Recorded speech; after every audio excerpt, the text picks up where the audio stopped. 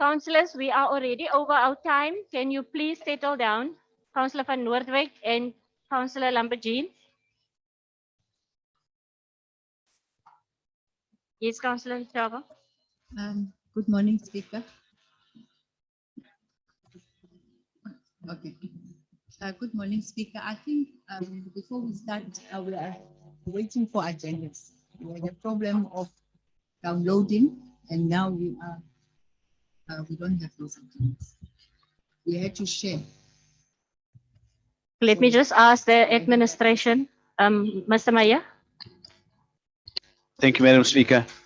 Madam Speaker, that is bad news, but can we please establish on who else had problems? Because if it's just going to be the opposition, then it sends a different signal. We got our agendas.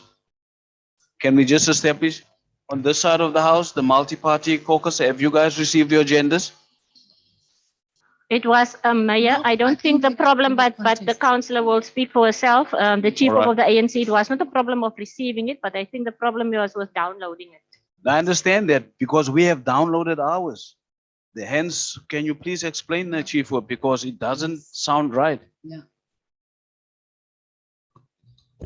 I think there was a problem of downloading. I don't think as much as maybe others have, but some of us have, but some they don't, because it could be your network, where your area of network is. It might be very low, and then you cannot download. And also it was saying about a zip. It was because it's a big file.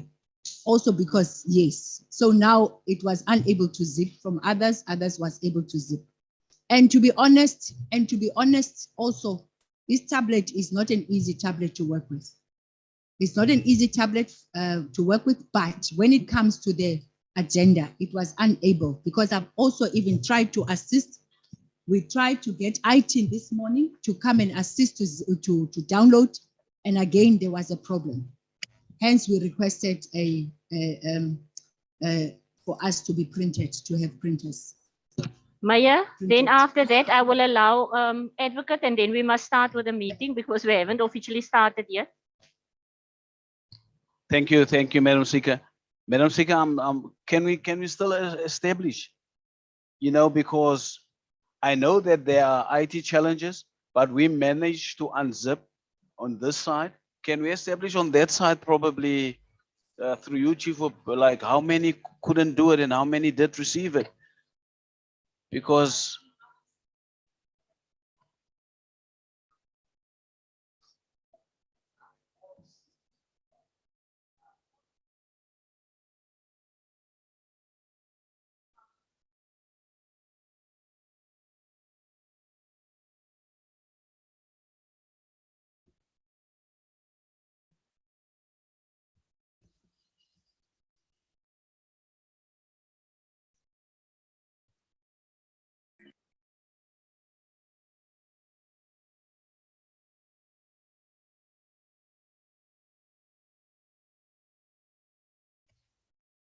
Can I just get a response from the administration as well? Because I think we need to establish, we must get a oplossing today for this. Otherwise, we're going to keep on struggling with this throughout the term. So we have said first, give us, for the sake of the meeting today, give us hard copies so that we can continue with the meeting. But we are saying, in terms of, we're going to have to speak about this in the governance meeting. Let us refer it there, but there is a challenge of this nature. Chief Whip, let me just hear the response of the administration. Advocate. Thank you so much, Speaker. We did not, Speaker, receive, you would recall that we sent a WhatsApp message to all councillors when we distribute the agenda. And we specifically request in that WhatsApp that if you have any challenges, please contact us. And we did not receive any request for assistance. So it is something new that there were councillors, but we assist councillors generally. But I think for the sake of time, we do have ICT in the house. They can just walk around and assist councillors to quickly download. The printing will take a bit of time, Speaker, because the agenda is fairly big. Thank you, Speaker. Where is ICT? I'll allow you now. MM? Thank you, Speaker. I just want to check because from the mayor's understanding, there could be something sinister that the ruling coalition, all of them were able to receive the agendas, and the opposition, not all of them. I think what is clear is that there are some councillors that did receive the agendas and download from the opposition as well, Mr. Mayor. So it's not a question of treating any side different from the other. However, with your permission, Speaker, I have addressed the issue of IT and all these matters at the MACO. I will request that I respond in my communications again to comprehensively explain to the councillors the challenges and what we're doing to address them. I just want to check, as we sit here, Speaker, from the opposition councillors, how many councillors still have no access now? And maybe to ask IT to quickly assist so that we don't delay your meeting, Speaker, for today's meeting. But Speaker, it may be difficult. You see the agenda is about 500 pages. It may be near impossible to print now for those councillors that do not have access. But the issues relating to tablets and everything else, I would request that I address them during my communications on the agenda item. Thank you, Speaker. Thank you, MM. Councillor Chengwa. Yeah.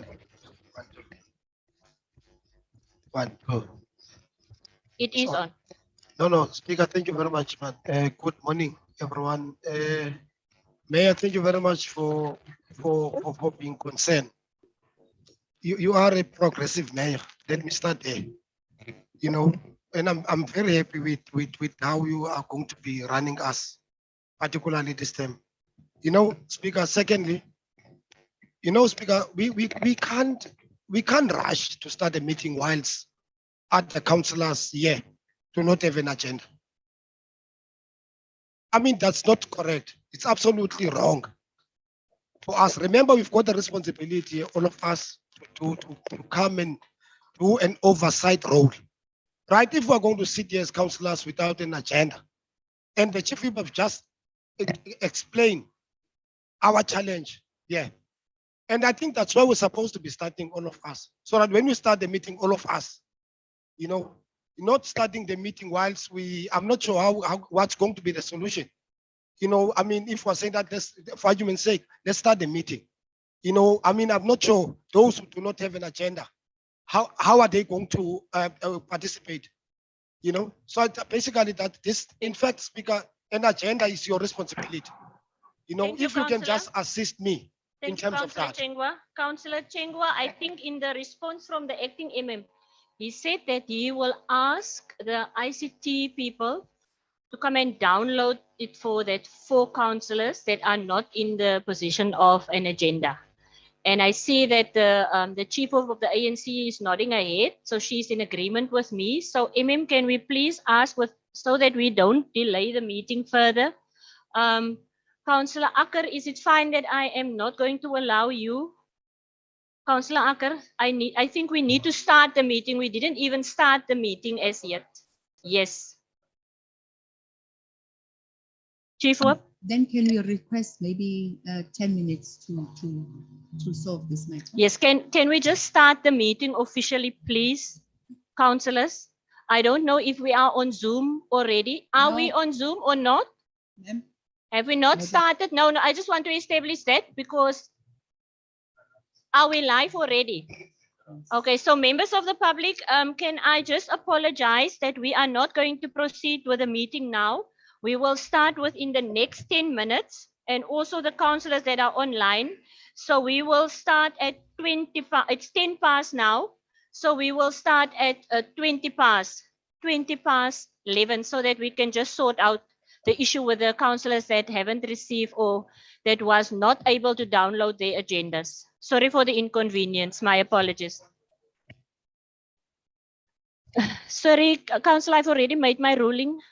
We're going to start at 20 past, then you can say what you want to say. MM, please just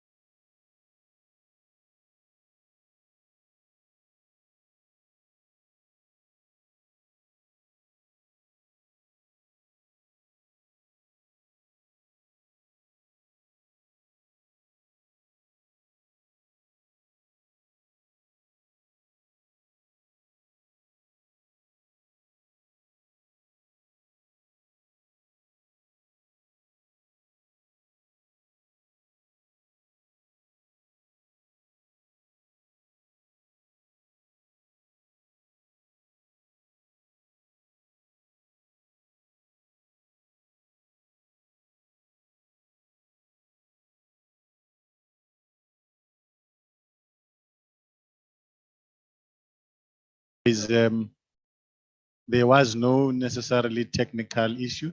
It's just the issue of all of us being able to operate the gadget, but I will be addressing the whole IT issue in my communications. Thank you, Speaker.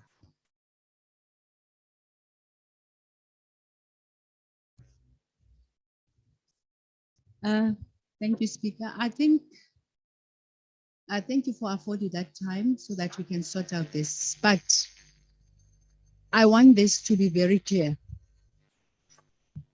All of us here, yes, there is an SMS that we need to give, but this morning when we came here early, we reported the matter. So it mustn't come across as if here we're sitting here on the problem. The problem was reported, and the IT, and I also made known to your office and also to the IT. So these things, they happen. We must be patient with each other, and until we get everybody get used to the gadgets and the communication. So let us be patient with one another. Thank you, Councillor. Councillors, good morning once again. Welcome to the special council meeting. I don't want to delay anything any further. I just need to apologize once again for the members of the public and also our councillors that are tuning in via our Zoom platform for the delays. But we've managed to sort that out. So we are going to officially start now with our meeting. I will allow for silent prayer and meditation.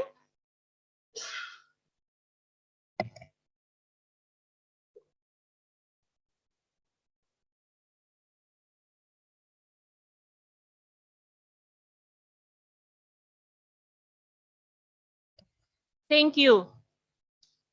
Item number 3 on our agenda, that is the attendance of members. Councillors present. Can I get an indication from the administration? Everybody that is on Zoom, and councillors, can I please ask you to just switch on your camera? Tandu, can you call out the councillors, please?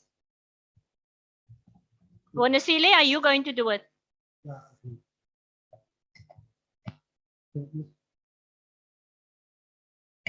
Please remove the agenda for now so that we can see the councillors. Thank you.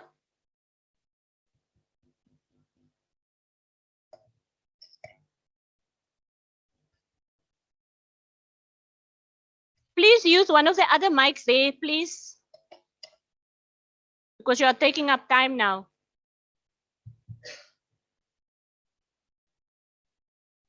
Obonasile, don't you want to come and use this one?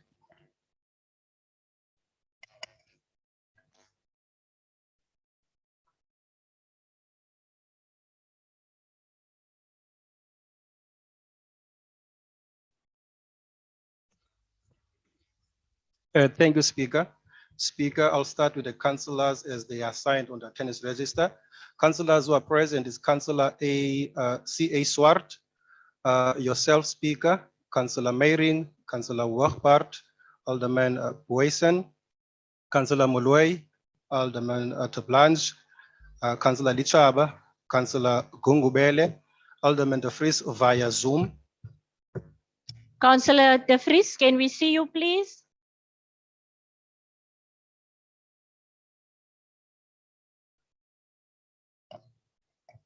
Thank you, Councillor De Vries. And Councillor Skippers is also via Zoom together with Councillor Hector.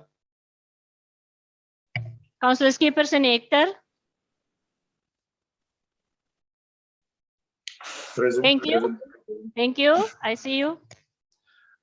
Elder Lady Dragoner is present here at the council chambers, and Councillor Acker at the council chambers, Councillor Seti at the council chambers, Councillor Ndai also here at the council chambers, Elder Lady Kritzinger in the council chambers, Councillor Cronje also in the council chambers, Councillor Toto, council chambers, Councillor Van Niekerk, Alderman Gerika, Councillor Van Noordwijk, They are at the council chambers. Councillor Tauti, present via Zoom. Councillor Tauti. Thank you, Councillor. Councillor Strubel via Zoom. Councillor Hilton. Thank you, Councillor. Councillor Matiga, Councillor Tsengwa, Councillor Mkonto, Councillor Kainameyer, Councillor Barker, Elder Lady Reiters, Councillor Canary, Councillor Lambajin, and Councillor Van Rooyen. They are present here at the council chambers, Speaker. Thank you very much, Bonasile. Councillors with leave, there are none. I did receive an apology from a councillor, but subsequent to that, he informed me that he will be in time for our meeting. Councillors without leave, there are also no councillor without leave. Point number 4. You can put up the agenda again, thank you. Noting of the provisions of Schedule 7 Code of Conduct for Councillors of the Local Government Municipal Structures Amendment Act. Number 5, disclosure of interest by councillors and officials. Are there anything that any councillor want to disclose at this stage or an official? Nothing. Then point number 6 on our agenda is the communications by the executive. Mayor. Mayor. And you may be seated, Mayor. Oh, thank you, Madam Speaker. Madam Speaker and colleagues, I'm having a mixed bag of communications. It's good and it's not so good. But Madam Speaker, just to start off on the bad side so that I can end off probably with some good news. Madam Speaker, I am not a fundi when it comes to social media. But I saw a clip this morning, councillors, a very disturbing clip where a councillor was dragged out of an office by some security officials. And when one listens to this clip, the security officials, they indicated that they've been sent by the municipal manager to remove a councillor from an office. And I think it happened at Amatole District Municipality. Now, Madam Speaker, what one sees on that clip, it should never happen to anybody. Whether it's an official, whether it's a councillor, whether it's a visitor, it should never happen in a government precinct or anywhere in South Africa. So I would say to those councillors who are on social media, we really need to condemn that and in its strongest terms. It should never happen. I will probably get a heart attack if that has to happen anywhere in this district, where councillors are getting removed from security officials being sent by a municipal manager. It should never happen, regardless of what the fallout is, regardless of whatever political affiliation. It can't happen in South Africa. Councillors, we should not let that go unchallenged. I'm actually going to raise it at the Salga level as well. I don't know how far we can get into this, but it should never happen regardless of what happened at that municipality. It is just not on. It's a disgrace actually for the world to see that this is how we interact at government level. It can't happen. But councillors also, I had a very busy week. For those who might have seen it, I don't know whether it has been communicated as yet, but about a week ago, colleagues, we had a visit by the Deputy Honorable Minister Alvin Botha. He's the Deputy Minister for International Relations.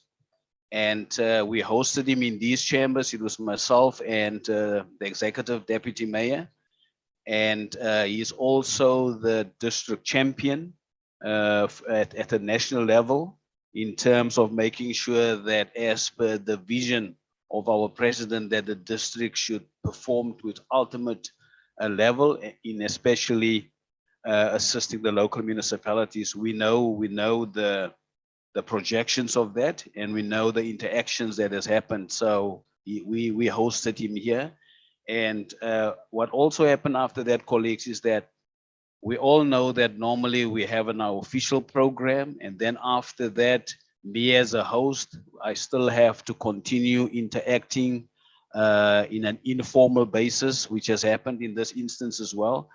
And Minister Bottas then invited me to meet the ambassadors of South Korea and Vietnam. And I then marketed the district as I'm supposed to do. They were very impressed with the investment prospectus in what we have to offer as the garden route. So there will be bilaterals on a continuous basis, Deputy, in terms of they're also going to go and report back to their governments, and the whole intergovernmental relations would then kick off in terms of what would be their interest in the garden route. And speaking about the prospectus, Madam Speaker, which I have given to the ambassadors and to the deputy mayor to go through, I then also, MM, in your absence, I then, because these things is very easy when we seen in public places, you know, and there are no witnesses, it's very easy that people can think that we're conniving, etc. So, Madam Speaker, what I've done, MM, in your absence, I then invited the acting municipal manager at the time, and he then invited some of the strategic people in your office as well. So they were part of the discussion, so that people can't think that I was planning my own things with the minister and the ambassadors. So we then had that. So we will then hear from them as the deputy minister and myself are going to trigger this at a provincial as well as at a national level. Now, speaking about the impressive prospectus, Madam Speaker, is that we're also in a process as the municipality where we are negotiating a memorandum of understanding with Westgrow, where Westgrow would then market our prospectus nationally as well as internationally. So that event would still happen, and the communications team, Herman and his team, and the LED team, MM, they would then keep us posted in terms of when the signing of that MOU would then happen officially.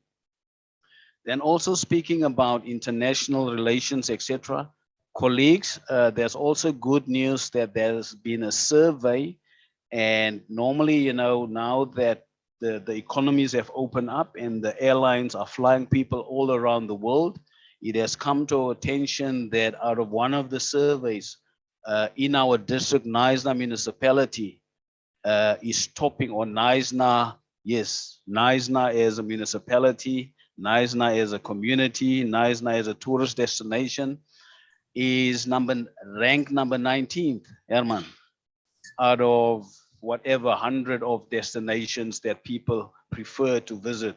So in the Western Cape, now in the Garden Route, Knysna is topping that list. Now we should not just look at Knysna in isolation.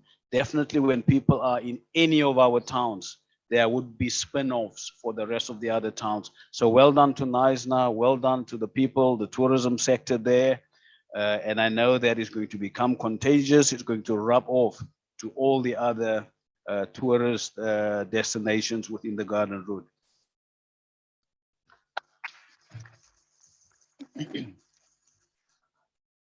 Well done, Knysna, and I believe that the applause is heard all over the district. And then also, colleagues, it is something which we have started last year already. The partnership between the Garden Route District Municipality, Vodacom, Eden FM, George Museum, who else? And ourselves. And the public, we started the project Walking a Child to School, and I know we were supposed to do this last year already, and I know Alderman Gericke and Alderman van der Wuffen, they raised the issue on why the timing was wrong at the time, and I then said that it's fine, I buy into that, we will do it at the beginning of this school year. So the officials are working behind the scenes. That rollout would then now happen now in February. I would then also communicate when the dates and the school principals, when all of that has been finalized, I will then communicate that. But we will be handing out shoes, girls' shoes and boys' shoes to the most needed based on the schools within the district. Then, Madam Speaker and colleagues, it also came to our attention that it's probably a South African thing, but definitely in the Western Cape, there's a chlorine gas shortage from the suppliers, and that can have very grave consequences where municipalities would not be in a position to purify water, etc. I do know that the mayors, all mayors have been informed, and all mayors have triggered their disaster management sections, and the people who are dealing, the officials who are dealing with within the water section. So just to note that if people are wondering what is happening, there might be the shortage of this chlorine gas that might affect some of the service delivery issues when it comes to water. I'm also aware that there are challenges, water challenges. We are still suffering from the flood damage afterwards. So there might still be some infrastructural challenges in some of the municipalities, but we are working overtime to deal with those matters, just for our communities to be patient, please. And then, Madam Speaker, we do this on an annual basis, where we as the Garden Route, apart from what the B municipalities are doing, we also, on an annual basis, we embark on empowering SMMEs. And I know that our officials, Melanie and her team, they are going through the applications, they are going through the long lists in terms of which SMMEs have applied for assistance and which SMMEs would need assistance the most. And we would then go through the criteria in terms of which SMMEs to assist. Even that, I would then announce which SMMEs have been identified. And as I was saying, we do this on an annual basis. Madam Speaker, also, I think we've always been complaining about the numbers in our resorts, the guests, our De Hoek Resort, Colorsdorp Spa, our caravan parks, Vic Bay and Swartvlei. We saw a bumper season in our resorts, which is a good indication. I think people wanted to make up for being locked up. But we had a very, very successful season in all our resorts. The only thing that we need to do now is to get, and we've started that communications, the two of us, is to do the necessary maintenance work in terms of getting those resorts up to an acceptable standard. And I'm also aware that we did discuss the issue in terms of maintenance of these resorts, the marketing, etc. But colleagues, in the institutional strategic session, which the will call before the end of this quarter, we will then go into details in terms of how do we see the way forward for our resorts and our caravan parks, and how can we turn those into cash cows to make this municipality sustainable. I think, Madam Speaker, let me park there. Thank you very much. Thank you very much for that very valuable information, Mayor. Councillors, before we proceed, just a correction from my side. ICOSA councillors are not present in the meeting, so they are absent without leave, and that is Councillor Reuters and Councillor Cornelius. They didn't give an indication or made contact with my office or with the administration. So just that one correction. I've noted hands. Are there any more hands? Okay, I'll start with Elder Lady Draguner. Then it will, after that, it will be Councillor Lechaba, then Alderman Giereke, and then Councillor Chengwa. In that order, please.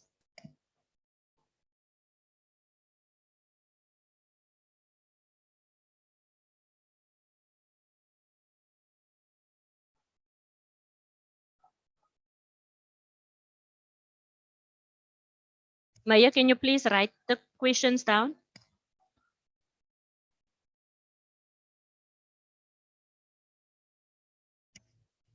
Councillor Lechaba.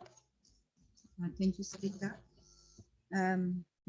Honorable Mayor, we are very glad of the prospects, especially where we are ensuring that we are, in terms of investment that needs to come to our district is very important. So the support, you are having our support in terms of aggressively marketing this side of the world. But Councillor Lechaba, sorry for the interruption.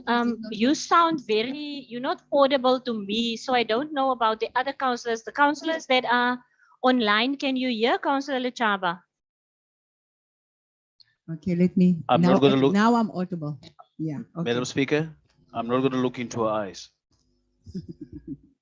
So we are glad of that initiative, and but I think it has paid off, all the marketing that has been done over the years, because really the garden route was really the destination of this December.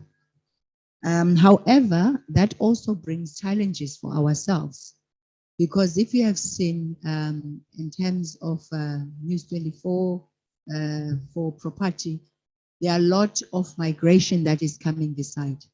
So it means now we have to, in terms of infrastructure, as municipalities and as also as the enabler, ourselves as the district, we need to be planning how are we going to be able to host the migration that is coming this side. It's very critical for us on our planning. Secondly, I'm very worried about the chlorine gas shortage. I think it's very critical for the mayor or for the B municipalities. I know at this moment in time, it's something that is a public domain, but it needs to be managed, because now the residents, they do not understand. There must be an understanding in terms of are there health issues that are going to come up when about this chlorine gas, it's the shortage, meaning that is the water quality is going to be compromised because of that. Number two is in terms of health issues, will there be any, will it grow of any diseases or anything of the water? Because unfortunately, not everybody is able to buy water. So that needs to be a very good, to explain and communicate. Councillor Chengwa, can I remind you that you are in the council chambers, please? Lastly, it's about the maintenance of resorts. I think I'm happy that these resorts are starting to, to gain momentum. It means the people, they do love it. They want to use it. But then in terms of maintenance, we've got to be doing something about it so that we can get more. A district means the district of Garden Route. It is the next destination in the next couple of years. So we have to be ready. So our planning will be critical for us to be able to be and to maintain the standard that we are having. Thank you. Alderman Gericke.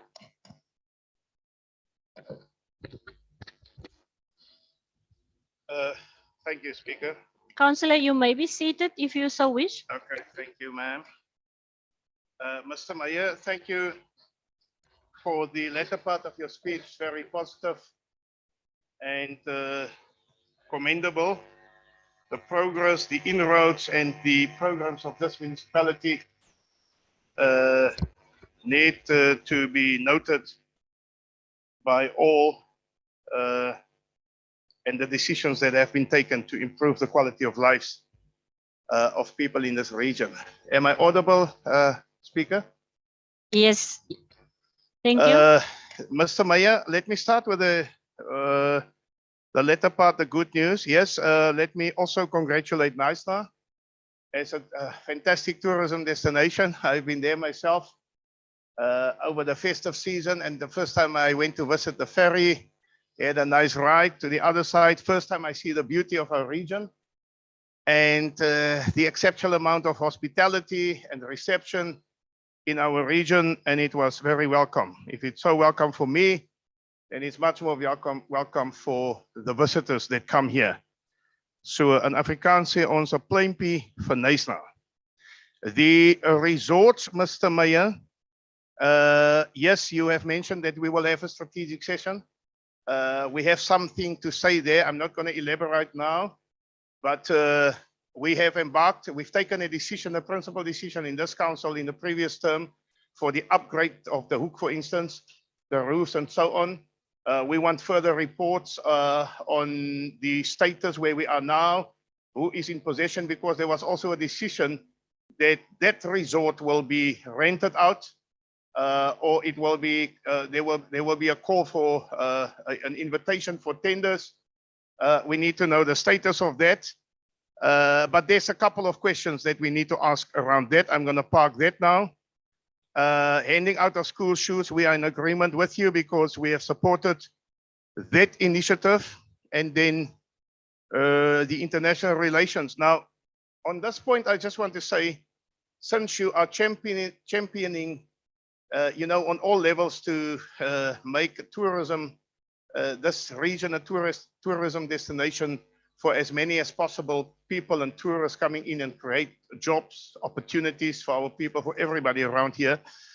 We also need to keep account with the upgrading of infrastructure in our area, because it is pointless that you invite a whole lot of guests and then there's a lack of infrastructure development, as we experience now elsewhere with the water crisis, for instance, that we experience in George at the moment. So we need to keep record with the upgrading, and if we need to budget for the upgrade, that we do that. I don't like the word of migration or immigration in your own country, because people are coming from all quarters of this country. They flock from Gauteng to this region, and those are mostly wealthy citizens coming here. That's also an extra burden on the infrastructure, as we see around the malls in Mossel Bay, all over the region here. And so we need to keep record with it. Then, Mr. Mayor, on your introduction, you've mentioned about the violence that you've witnessed on social media with regard to this councillor. The PBI condemns any form of violence against any person, any color, any creed, and regardless of sex, the status of your sex or race or whatever.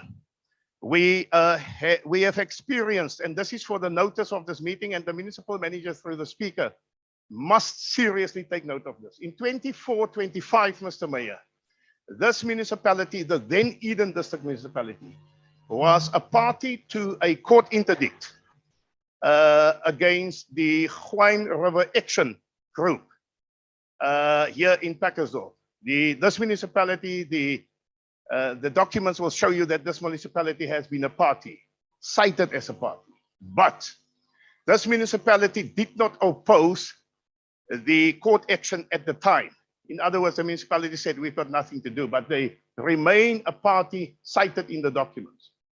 We have witnessed a great amount of violence over the festive season against citizens of Packersdorp and elsewhere at the Gwyn River mouth, how people were manhandled, arrested, and actually assaulted by the law enforcement department.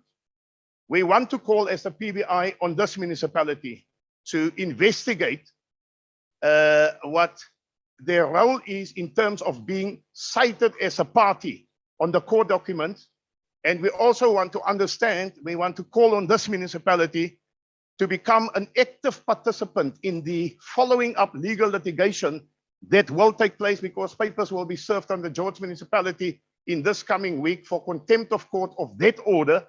And I don't want, the reason why I say this is that we don't want this municipality to be caught hands down and not acting or reacting to papers where we will most probably be in want of not acting against the atrocities that have taken place. It was not a beautiful face, it was a violent face against women and children in our own region.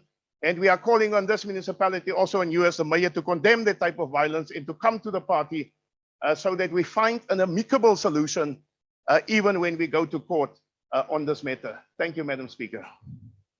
Thank you, Alderman. Councillor Chengwa. Speaker.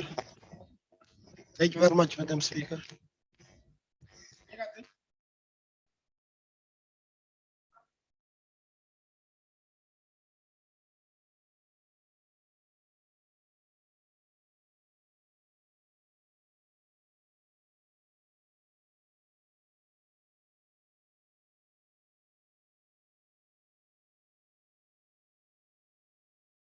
will be the criteria? In fact, I just wanted to say in a nutshell, I don't want to, to let this opportunity goes. And when we have responded and come up with this a question again, what will be the criteria? Because in the school which I'm the chairperson of, I've got a number of kids there who are in need of school shoes. I just wanted to understand. Thank you very much. I'm not gonna speak about other issues. I think I'm fairly covered by the president of the PPI as well as my chief whip. Thank you very much. Maya, before you respond, I'm receiving messages that the sound is gone on the Zoom platform. Can you guys just check there at the back, please?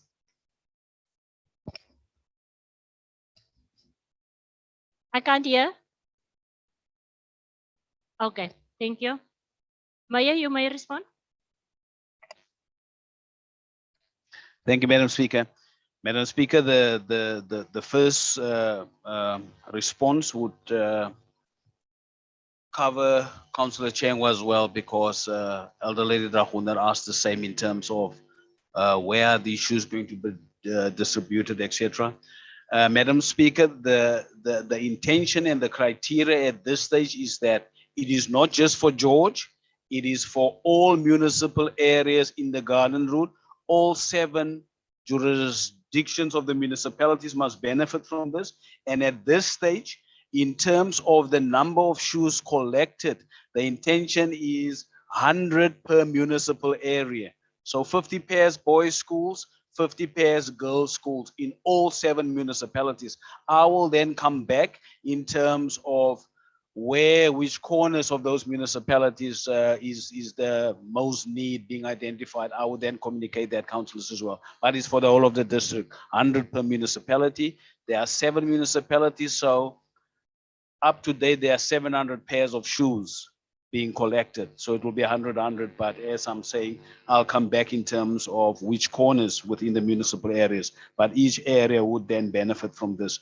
To the whip of the opposition party, Councillor Lichaba, it's highly appreciated, the comments and the insight.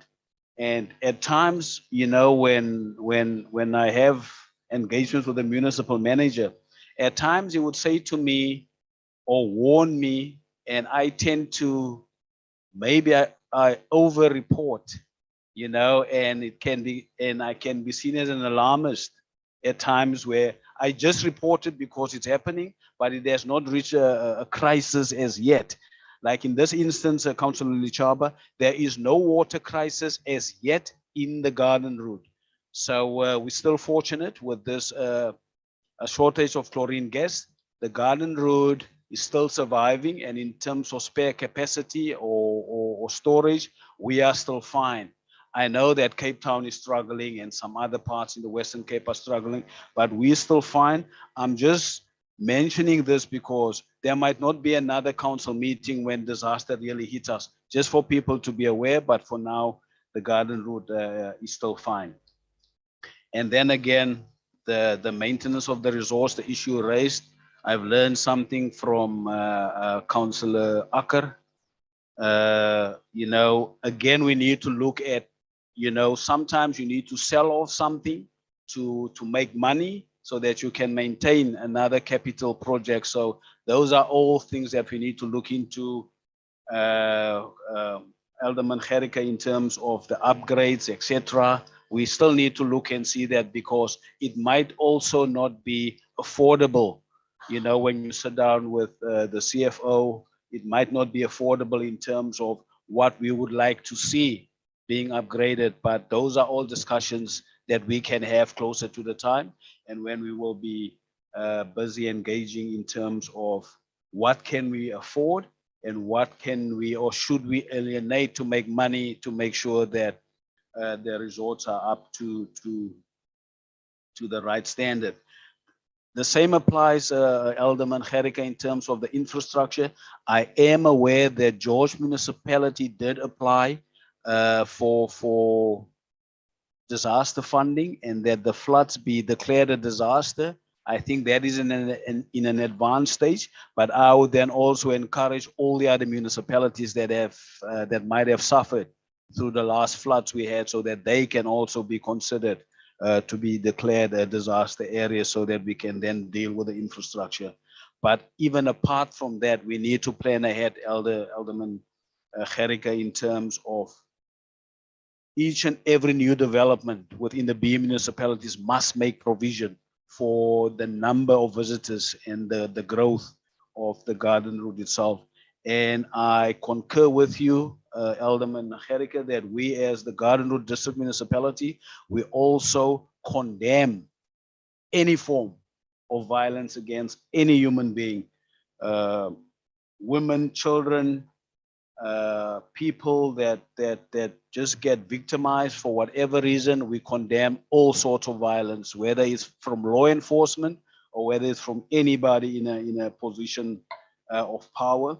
And then Alderman, it is something, that we need to follow up on in terms of what Alderman Gericke have raised, of us being cited in some court action of the Huang area and the people of Pakosdorp.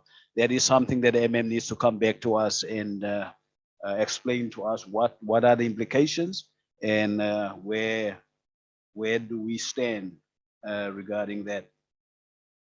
I think that's it, Madam Speaker. Thank you. Thank you. Thank you very much, Mr. Mayor.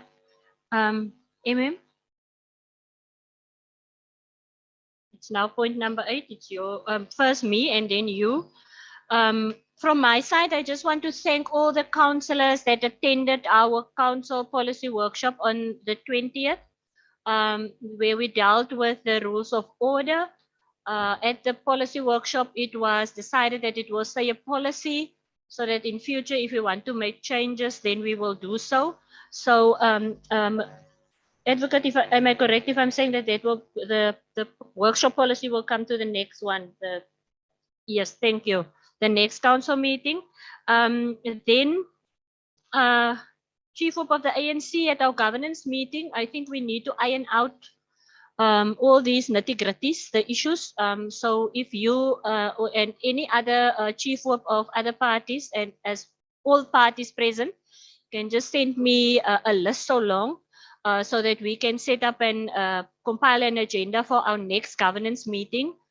It will just make it so much easier for all of us if we can be proactive in trying to find solutions for problems. Then lastly, from my side, all the birthdays in February, it will be Councillor Swart, HD Reiters, Councillor Kannemeyer, Elder Lady Draguner, and Councillor Lamberjean. I want to wish you, it's going to be in February, your birthdays. So we expect cake if you come to the council chambers and any of those days. So I want to wish you all of the best and for the year that is lying ahead. And may God bless you. I don't know why Councillor Lamberjean is looking at me like that. If it's going to be 21 years old or if there's a specific reason, but councillors, enjoy your birthdays. That is still that is still to come. So Thank you, Speaker. Now that you've spoken about birthdays, I know that the meeting is live and there's members of the public. So with your permission, Speaker, may I just abuse this time and wish my daughter a happy birthday today. She's not with me, she's in Cape Town, so happy birthday to her. Congratulations to Thank you, Speaker, and councillors. Good morning still. A few issues from my side. Firstly, we wish to congratulate SALGA on a successful Western Cape Provincial Conference that was held in our district, and to especially congratulate our councillors, the executive mayor, for being elected deputy chair, and for Speaker for being elected an additional member. I think it's a very important thing for the district. I request that maybe we give them a round of applause for their election.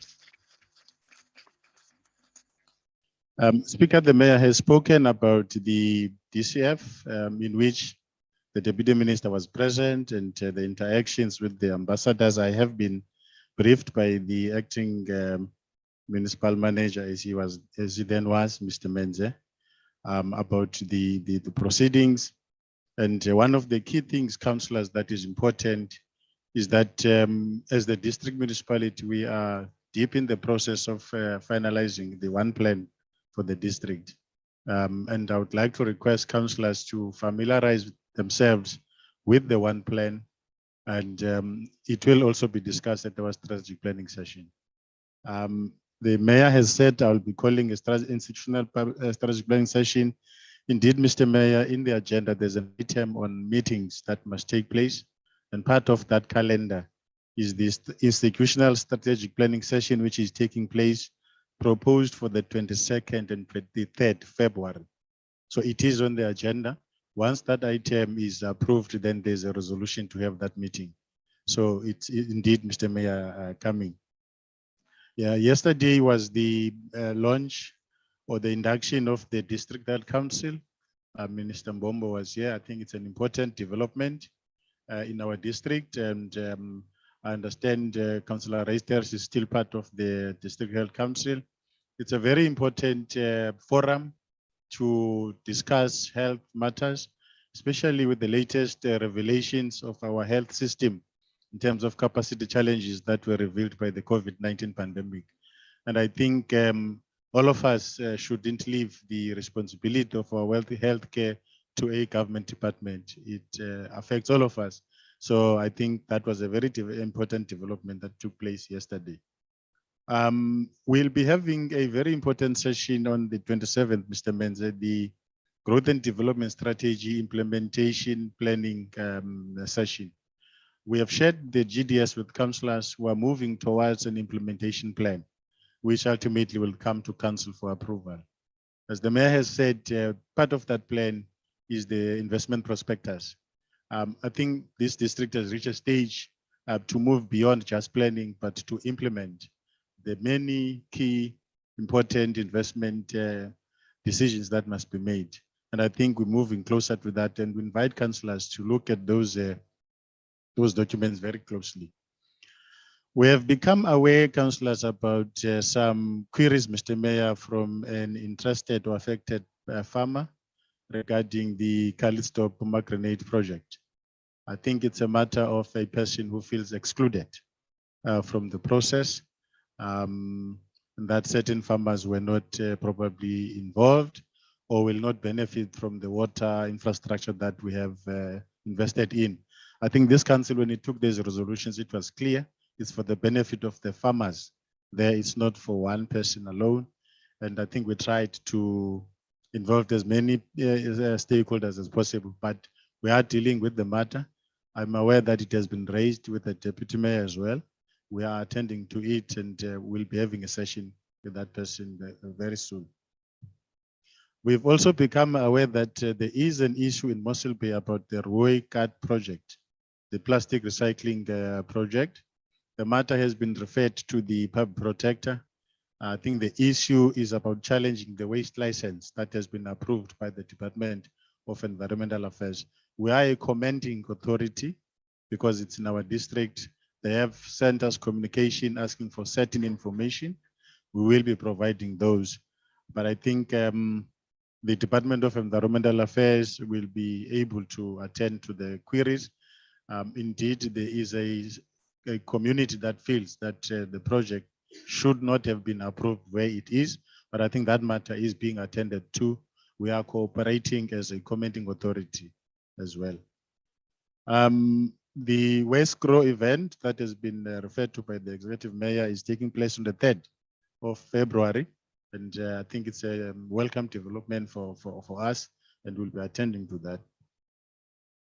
We have noted the issues about the resorts and maintenance. And I think Councillor Gerek is correct. Recently, Mr. Mayor, this council has invested a lot in upgrading both Calitstop and the Hook resorts. You might have seen the changes in the roofing and inside and so on. We held back a bit on the long-term decision on what must be done. Recall, Mr. Mayor, this issue on long-term decisions about Calitstop and resort and the Hook were revived later in the term of the previous council. And we felt that the outgoing council would not have enough time to complete the cycle of making that decision. Because in terms of the asset transfer regulations, it's a long process, and it involves a lot of public participation. And we also thought that it's quite a heavy decision to be made by an outgoing council. And we will be taking that with you councillors in your terms, so that you apply your minds properly in terms of what must happen with the properties that we have. There are so many suggestions. We can alienate, we can long-term lease, we can ask for development and all those things, but those decisions must be made by this chamber.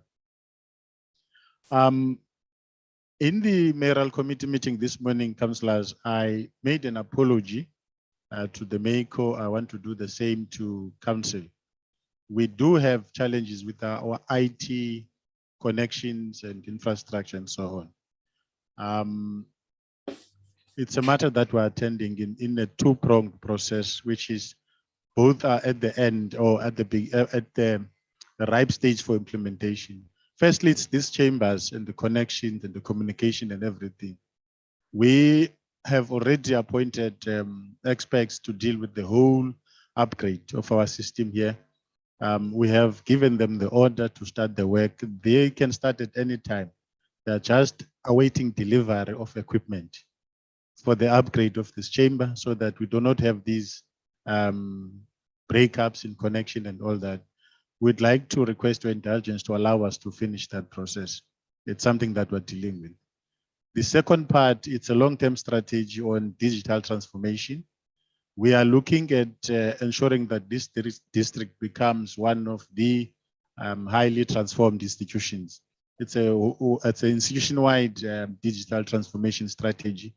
We've already appointed experts as well to look at our internal capacity, whether or not we do have the right capacity to deal with today's technological developments, to look at our equipment, whether or not it is in line with the current developments, and to look at our disaster strategies on how we protect our information and so on.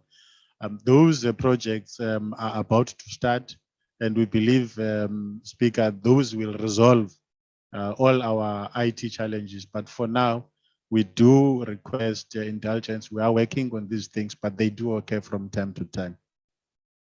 Regarding your gadgets, councillors, the request that was made for laptops is being addressed. The current tablets that you have, we have said, as we have reported in the past, if any councillor wants a replacement, we'll replace the tablet with the laptop. But we do note the challenges that you have, but with time, you will find that these gadgets are easy to use, but those that have got eyesight challenges because of the size, we'll replace them as we promised in the previous meetings. Please, councillors, again, we apologize for whatever challenges you had this morning. We had some fires, or there were some fires that took place over the weekend. I'm sure you noted in Plettenberg Bay specifically. We did receive a briefing. The fire chief will brief council again, but I think it's good news that the fire is contained and it's under control, will be eliminated fortunately today. It invites a lot of financial resources to hire those aerial support services.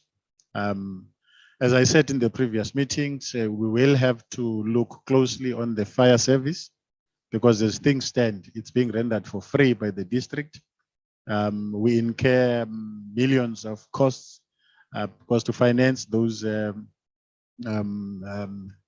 aerial support services is not cheap. It's quite expensive, and we're struggling to get the people that receive the service to pay. There are disputes about where the fire started and so on, and it carries on, and nobody is prepared to pay.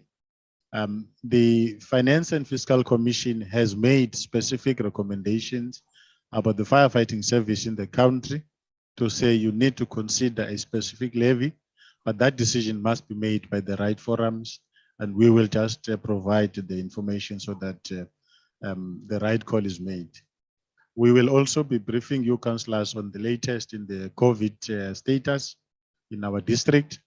The latest report I have is that in terms of staff, all our employees are negative. I have not had any recent positive cases. Trix, is there any new ones in the organization?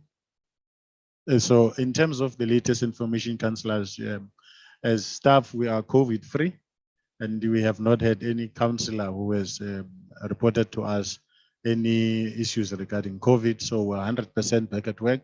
We are delivering the services, and we just want to request all persons, the third booster shot is available, and people are encouraged to please take it.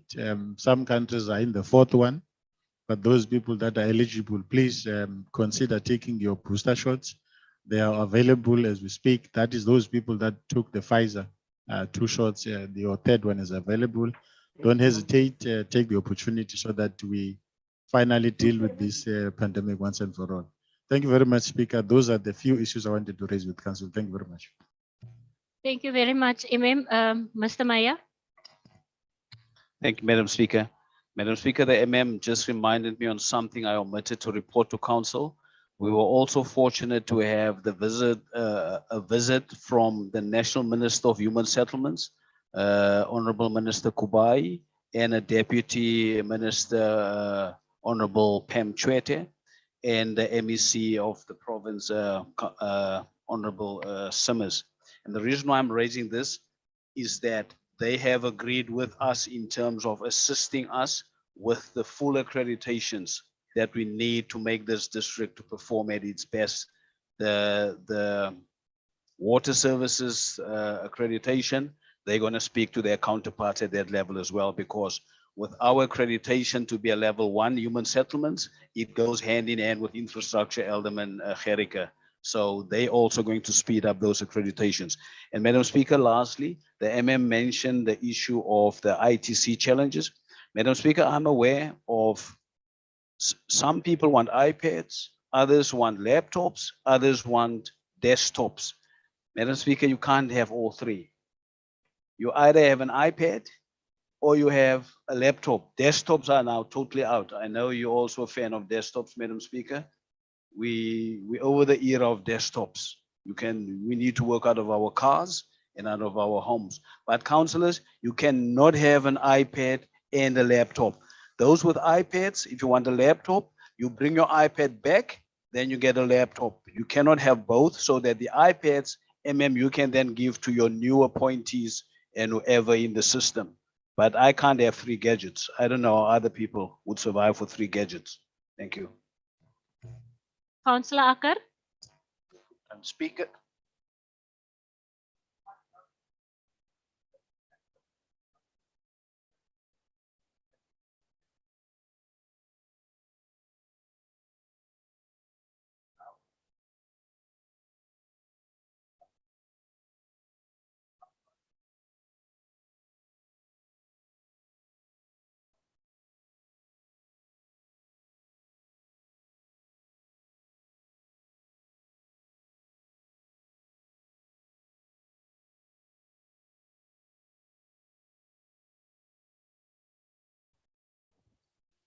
Thank you, Speaker. I think for the benefit of all councillors, there is a company in Mossel Bay Road that applied for a waste license for the recycling of plastic, I think plastic materials. They identified an area somewhere in Mossel Bay. And Speaker, sorry for interrupting you while speaking. I don't know what's wrong with the sound, but councillors keep on sending messages that they can't hear when certain councillors are speaking. So councillors, please speak into the mic if I allow you to speak, and then please can the admin just check on the quality of our sound from their side. Just for those councillors that didn't hear, the question is about who is handling the Roy Cut matter in Mossel Bay, and how is it being handled, and who can be contacted. That's what Councillor Acker was asking. I just wanted to give all councillors some background to understand the whole issue. We were saying, Speaker, there's a company, the Road Card Pty Ltd in Mossel Bay, that applied for a waste license. Now, the Department of Environmental Affairs is the one that authorizes those licenses. So there's a process wherein people go through, identify a site, do all the necessary studies. But the big part of that process is public participation. So there are residents in Mossel Bay represented by, is it the Grootbak Ratepayers Association, that is complaining that the public participation process that was undertaken was not a effective or a full public participation process, so that specifically holiday home owners and certain residents were absent during that process. Obviously, many holiday homeowners will not be there, but they felt that they were not properly consulted. That's one. Secondly, there was an issue about the medium that was used for the documentation. There is a contention that the area is mostly Afrikaans speaking, but all the documents were in English. Those that were put in the library, that's what is raised. I think the font of the document as well is an issue, that it was faint, too small for certain residents, and that there was a submission by a retired specialist who's got a PhD on the dangers of that, and they believe that it was not taken into consideration when the authority gave the license. So the matter comes to us as have been referred to the public protector. We are a commenting authority because it's in our jurisdiction. Now, the public protector is the one that is dealing with the matter in addressing the concerns of the complainants. So we have been sent communication to say, please provide us with this particular information as the commenting authority. Otherwise, the complaint is against the Department of Environmental Affairs and Planning. That is the authority that gives the license. So I was saying the matter is being attended to in such a way that we are cooperating with the investigation of the public protector. We will give the information that is required from us. Our contact person is Dr. Skuman in the municipality, who is authorized to comment on any issue that has got environmental implications, especially with air pollution. He's a specialist in that regard. Himself and Advocate Nadima Davids are dealing with the matter for us.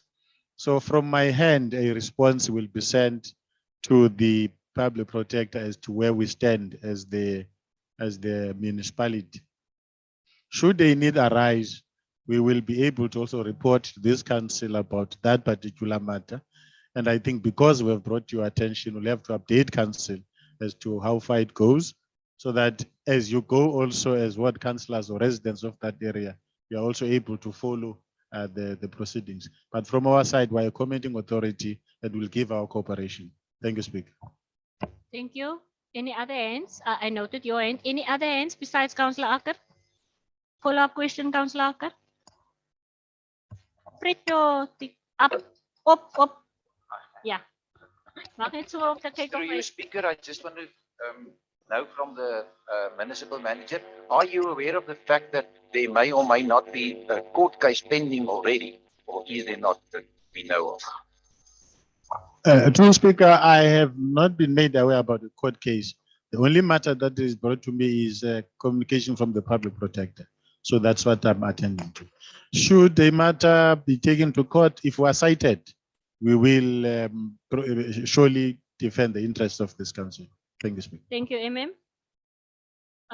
Thank you, MM and Maya. We will now move to point number 9.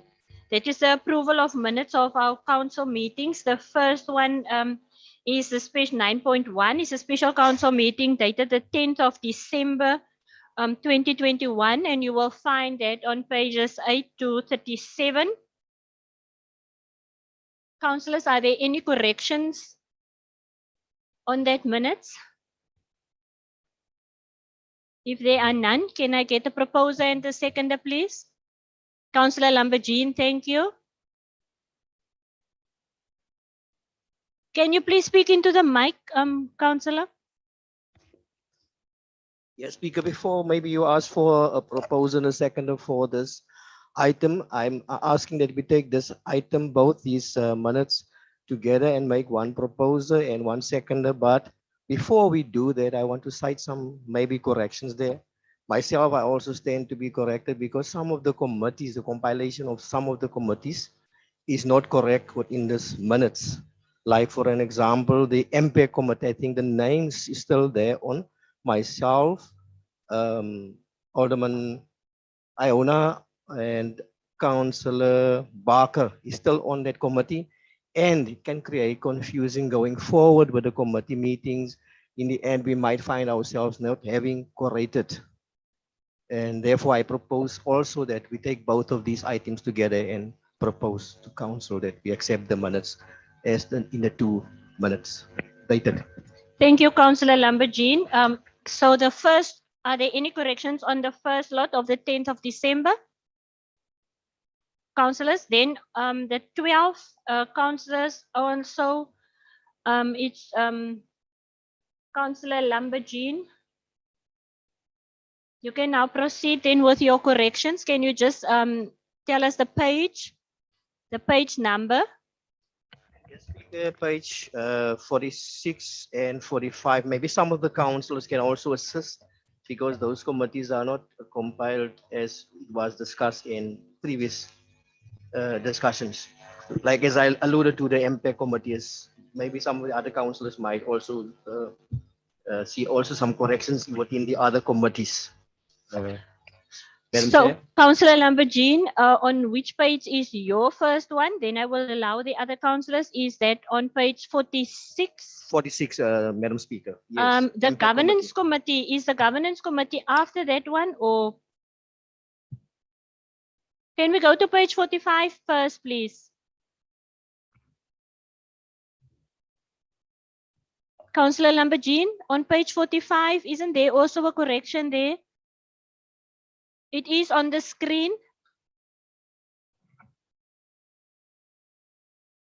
If my memory serves me correct, it's supposed to be Councillor Stekron here and not Councillor van Noordwijk. Is that correct, Councillor van Noordwijk? Yes, Speaker, excuse me. So then we must make that correction first. Yes. Thank you, Councillor. Then we can proceed to, if there are no other corrections there, then we can proceed to page number 46. 46, yes, ma'am. Madam Chair, it's the MP committees specifically. You'll find there's the names. Councillor Acker, Barker, Councillor myself, Lamborghini, and also Elder Lady Kritzinger must be replaced with other names. Yes, I can recall the names is Councillor Barker is to be replaced by Councillor Malloy. Councillor Lamborghini is to be replaced by Councillor Kannemeyer. And Councillor Kritzinger is to be replaced by Councillor Meyering, Kobus Meyering. Can we do that corrections, please? Are there any other corrections, councillors?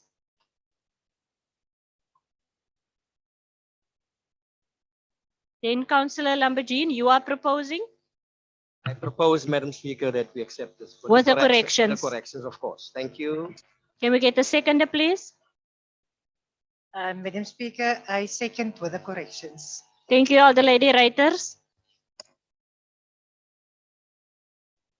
Then we proceed to our standing items. Point number 10, 10.1, appointment of service exits and labor relations information from December 2021. And it's there on the screen, page 58. Yes, Councillor Lechaba. Thank you, Speaker. Firstly, in terms of the exit, the service exit, I would have really interested to find out why the resignation, as there are very few, but it would have been a good thing to find out why. And then in terms of the labor relations, I think the MF has a lot in his hand. These are quite serious matters that are here, and they're up to appeals and so forth. But for me, it doesn't look so good. From where we are sitting, it doesn't look so good. There are a lot of things that are happening, and they are and their nature is very serious. We're concerned about that. You want to respond to that? Thank you, Speaker. In terms of resignations, councillors, we do conduct exit interviews to understand why people make certain decisions, and they will vary from one person to the next. Others go for greener pastures, others for fun, because they say, I just need to have time for myself, and they leave. So I have not come across somebody who is angry at us to say I'm leaving the organization because of whatever.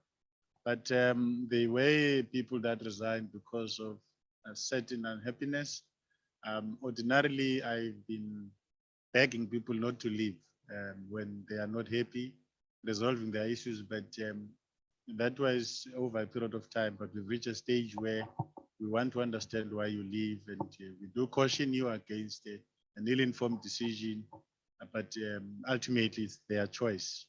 With the level of unemployment, I always feel it's my responsibility to prevail on persons that take decisions that are ill-informed, but ultimately it's their decision. So in terms of resignations, it's individuals that decide why they must leave. Obviously, retirement is retirement. In terms of labor issues, of course, we deal with various issues, but you'll appreciate, Councillor, that we take discipline very seriously, and we are not going to relent. And I have spoken to the staff and to everybody that we are going to deal with the consequences. We must manage consequences, and people are free to appeal and to go to whatever level. And as you can see, there are different outcomes. Certain people were charged with very serious things, and they go through the process, and some are reinstated, some remain dismissed, and but we are relentless in ensuring that discipline is instilled. Of course, as you have noted, Councillor, it's not easy cases, but I am prepared to go through them to ensure that we have a professional and disciplined staff that is only geared towards service delivery and nothing else. So you should not really be worried. We are managing our relations with the unions very well. That is why you have not had strikes that have taken place, because we have platforms where we iron out everything. But we are not going to relent on discipline, and that has been communicated to everyone. Thank you. I see a hand. I think it's Councillor Richard Hector. Am I Yes, correct? Speaker. That's correct, Speaker. Thank you very You much. may proceed. Yes, Speaker, on this item, if you go to page 59, labor relations, our concern is what are the costs in terms of the legal fees for these cases? And also 6.3 on page 68, financial implication as per budget for each position. Does the municipality budget to fire people? What are the level of misconduct or transgressions in respect to the cost? This report is honestly is meaningless in the absence of the details of the misconduct. All I can see is, for example, contravention of fruitless and wasteful expenditure. In essence, this report seems to be nothing other than compliance for the relevant director to tick off. Thank you, Speaker. Thank you, Councillor Hector. Councillor Chengwa.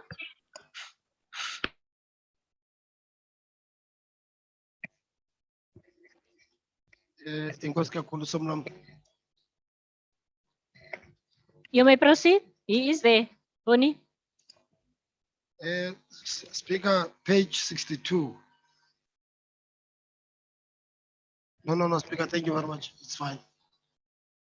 Okay, Councillor. Imam? Thank you, Speaker.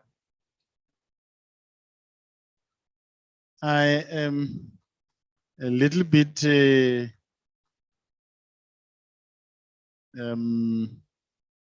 concerned if the councillors find the report to be meaningless, because the format of the report was approved by council, considering a lot of legislation, including privacy matters for specific employees. So if councillors feel that the format must change, we would welcome the suggestions, maybe to see how best can we report on the issues of individual employees that are facing certain. On a point of order, Madam Speaker, Yes. the MM should not use us as collateral. It is a particular councillor that raised the matter. We are not against the format in totality. Thank you. Imam? Thank you, Mr. Mayor. Please just rephrase. I'm just addressing myself to the speaker to say, when a councillor has raised an issue, Mr. Mayor, I ask the council to guide me as to what to do. I'm not really blaming all the councillors, but I'm just saying if there's a need for a change in the format, we'll be guided by the councillors. It's just concerning that the report is referred to as meaningless. Whether or not we're budgeting to dismiss people, we are budgeting to manage the labor relations between employer and employee. If it results in a dismissal from a fair process, that's the outcome. If it results in somebody being found not guilty, that's the outcome. In terms of the cost versus the charges, it depends from matter to matter. Every matter is treated according to its own merits. So some are quite expensive, some are relatively free because we deal with them internally and finalize them. Some are complicated, so it depends on the type of the matter. But really, the issues in front of us are matters that some of them have been reported and some are in the public domain, where people have committed certain transgressions. Even some have been referred to the SAPS. Those things are in the public domain. But there's a certain language we use in reporting to council in terms of what is it that we're dealing with. So these matters are as reported, and you can rest assured, councillors, they are being taken care of one by one by the administration. And we'll report from time to time. Thank you. Before you, Mayor, thank you, Imam. Councillor Tauti? Thank you, Speaker. Speaker, I just need some clarity on the point of order in the process regarding the point of order which Mayor made. I just want to get get assurance on how you are going to handle it. In the point of order, what do you call it? That's not the regulation. Yeah, the thing which we the rules of order. The rules of order. The rules of order, point number point 33, and then in brackets number 3 said that a councillor raising a point of order must immediately be heard, and he or she must state the point of order. Now, what I've heard, the way you handle it, you never ask for on what point are you rising.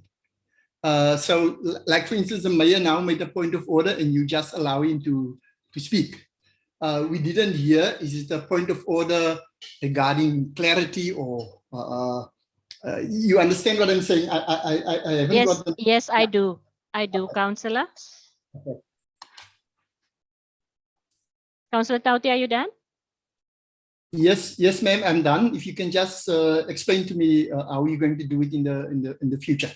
I'll do so, Councillor Tauti. This was also what we've dealt with when we had our workshop.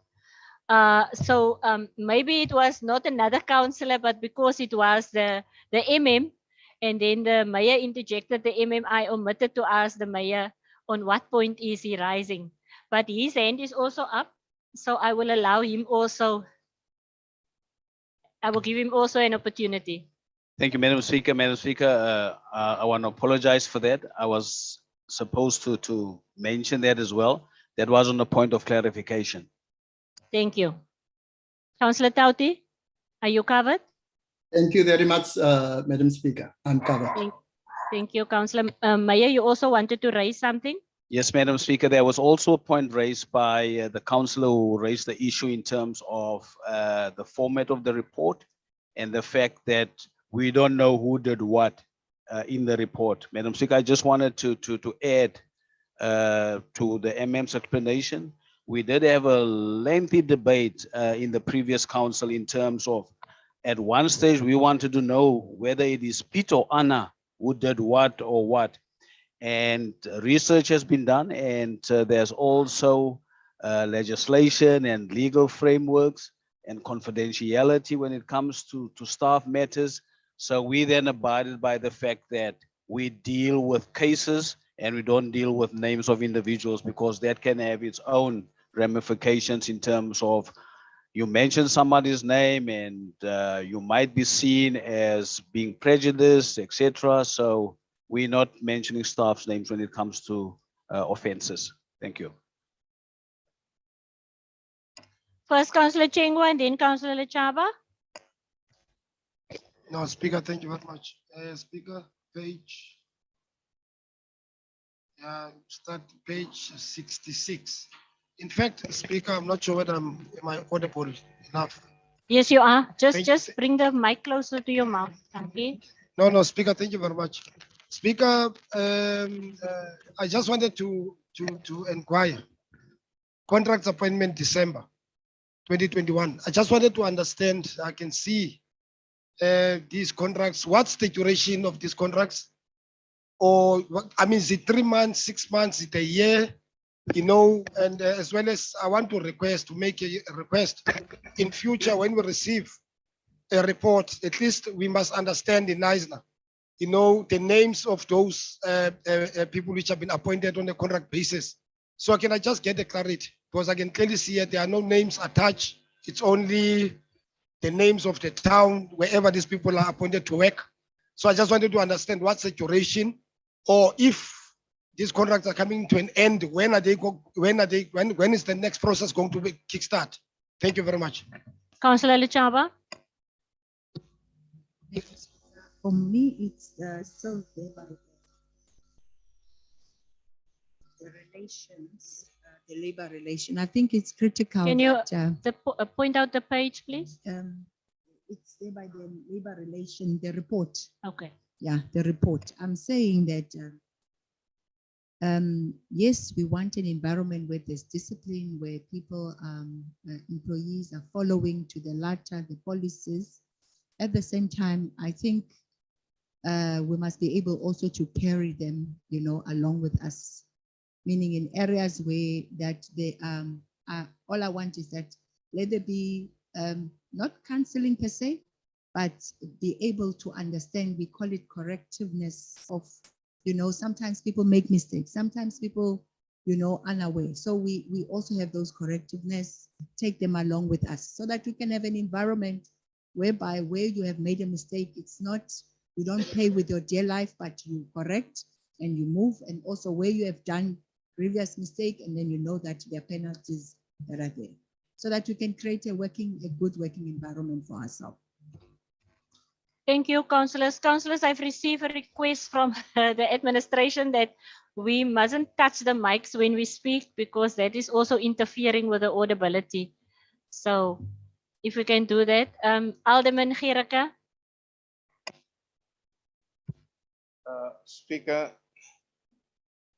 Speaker, I just want to understand in terms of our oversight role as councillors, where do we draw the line in terms of what the mayor has just said?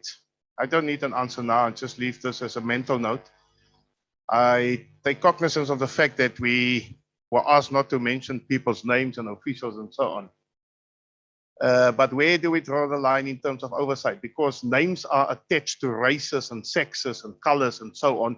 And it's important to understand that on a political level, against who action is taken, against whom, what action is taken, the demographics, the color, the race, the sex, and so on. So where do we actually draw the line if we're just working here with no names? Because we need to play an oversight role. For instance, Madam Speaker, just to clarify, if we are confronted or if we are served with many items in council meeting after meeting where white people are only persecuted or prosecuted or charged, then we need to know the names.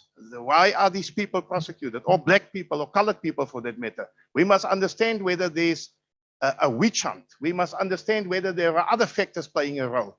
So I'm just checking out here what is our oversight role to play and how do we execute our oversight role, Madam Speaker. I do understand in the past and in all meetings we have called, or the Speaker has called for special council meetings, then the names of the people are being submitted. We discussed the different cases and the merits. So then if that is the answer, then we must rather shift these names then to a special council meeting or to a confidential council meeting where we can deal with the issues openly. Thank you, ma'am. Thank you, Councillor Gerke. Imam, I don't know if you want to respond. I think Councillor Gerke said it's a food for thought for councillors to debate and come up with an amicable solution. So we, as the administration, we will allow that process to unfold. But I think we can assure members of the public and councillors sitting here that in us making decisions, they are not motivated by anything else other than the facts. It doesn't matter if whether you are a man or a woman or white or black. We are only dealing with facts and nothing else. So no witch hunt, no nothing. I think I should just place that on the record. On the issue of Councillor Tsengo, I think in the last column in the report you referred to, it does explain the periods of engagement of those people. So the duration is in the report, Councillor Tsengo, the last column. It states when the contract begins and when it ends.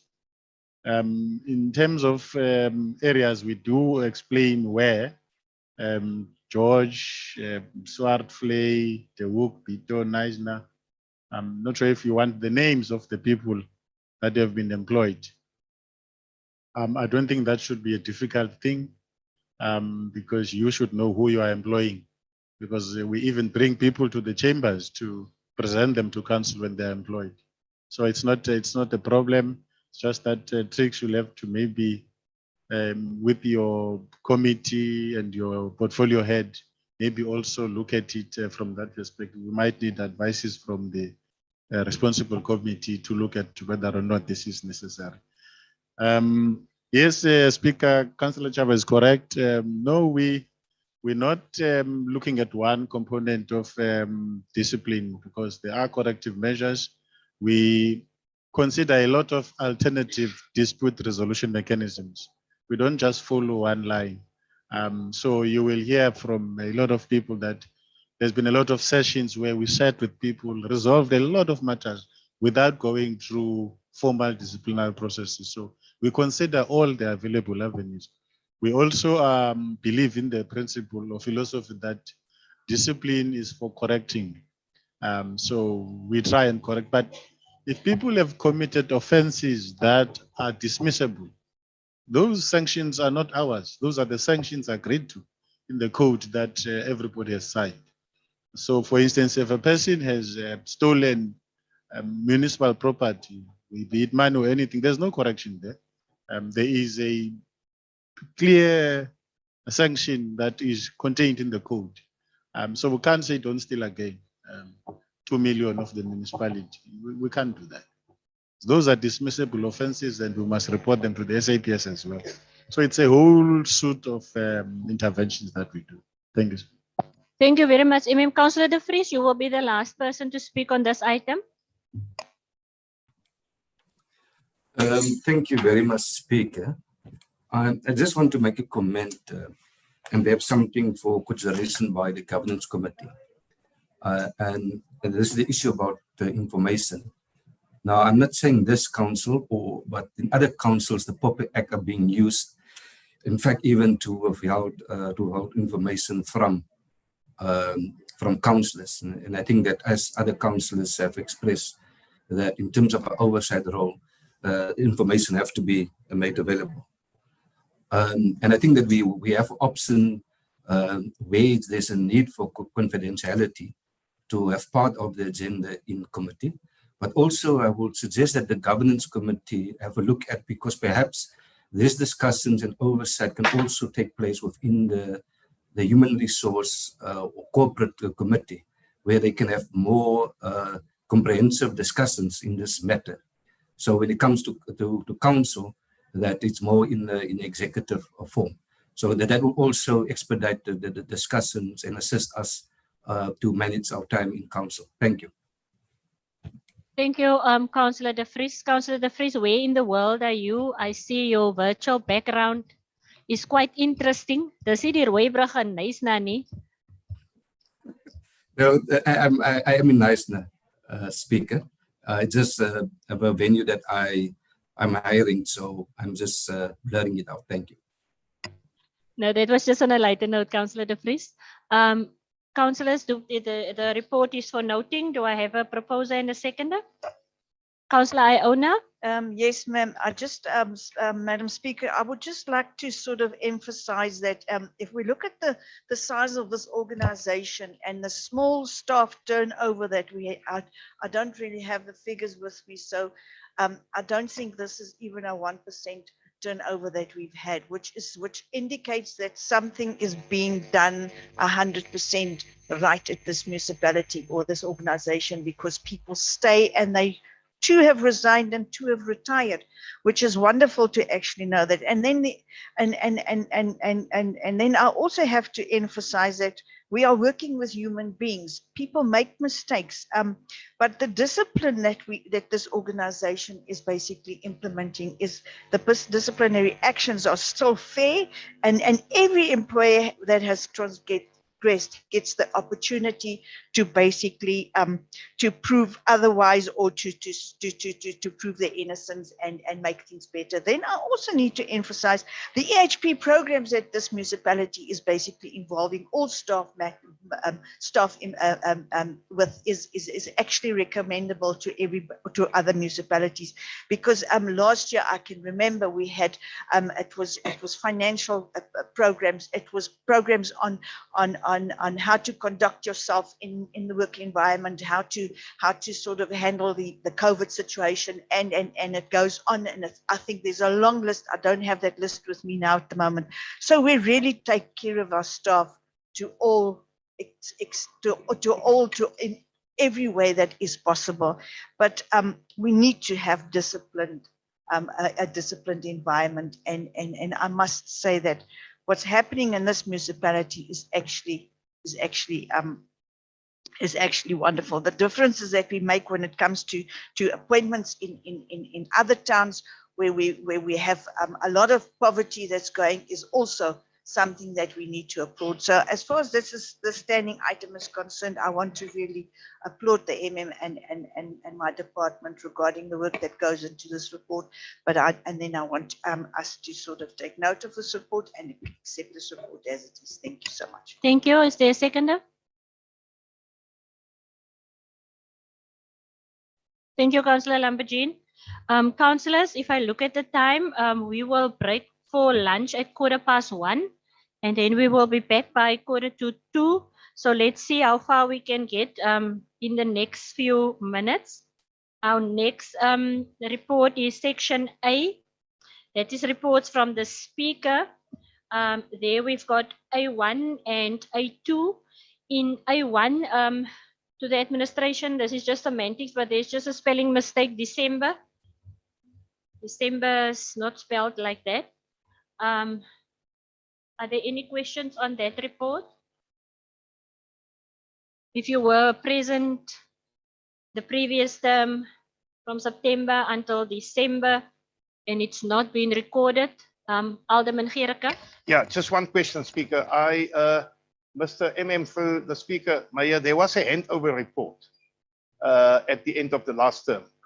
So I was going to ask, what is then the rationale behind the fact that that this item is going back into the previous term? Should we not start on the first day of this term? Because it may construe some incorrect picture, Mr. Mayor, of missing meetings, of not attending meetings, and so forth and so forth. Thank you, Madam Speaker. Thank you, Alderman Gericke. I do see your point, MM.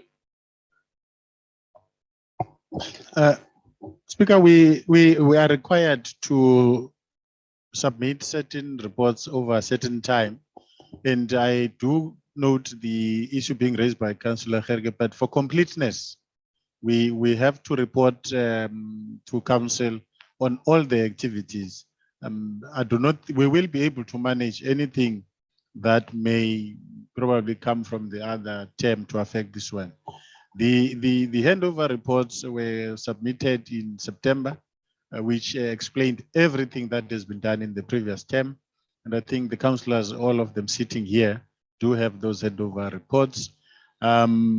We just needed to complete the cycle, because if we don't, there are things that may be missing from the record.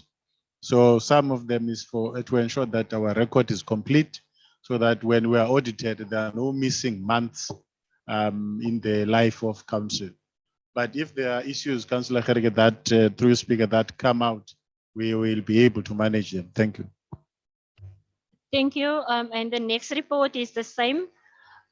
Councillors, the recommendations, both these reports are for noting. The one is on page 69 and the other one is on page 91. Can I get a proposal and the seconder for both these reports, please? Thank you, Councillor Lambertine. Councillor Barker, are you seconding? Thank you.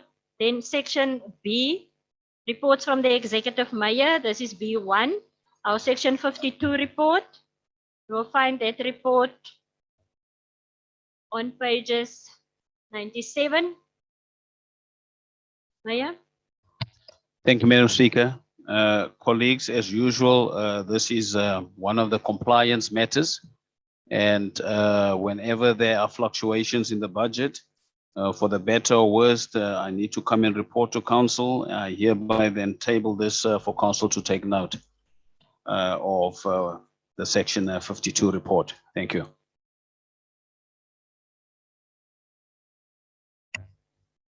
Thank you, Maya. I note your hand, Councillor Barker. Thank you. Councillor Chaba, you're also seconding. Or you? Okay, before I take your second, do you want to ask something?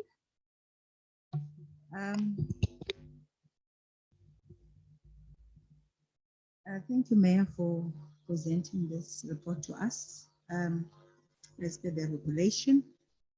However, we can see that one of the most concerning, we can't leave it not just asking the question in terms of the capital expenditure. I know we have look where we are now, the budget is on 1%, and it's a concern for us. And particularly with this regional landfill site, it really, I don't know how to emphasize the criticality of that site. So I can see the report is telling us in terms of their processes that needs to happen, but at the same time, we are just worried about this process, but it has to expedite. I know we are not saying cutting corners, but I'm just thinking that where we are, we're going to do it. It says 2022 to 2023. Possibility is 2023. But my biggest worry also is that the participating municipalities, we are talking about participating municipalities. I still, where I'm sitting, I am not convinced, Madam Speaker, that Mossel Bay, George, Neisner, and Pito, that there are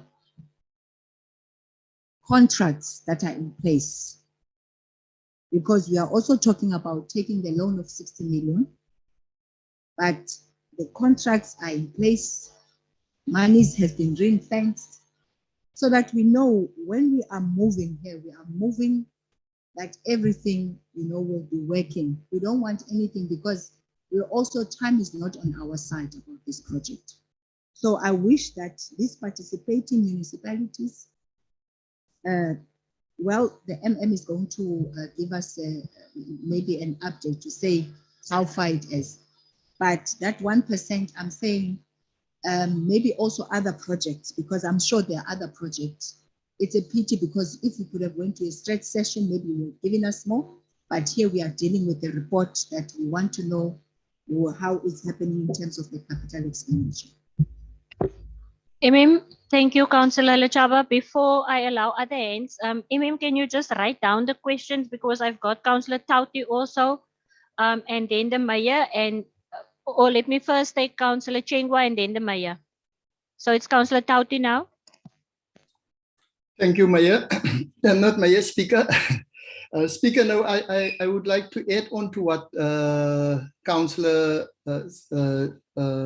Lechaba just said, and I want to also raise my concern regarding this report and the next item, also the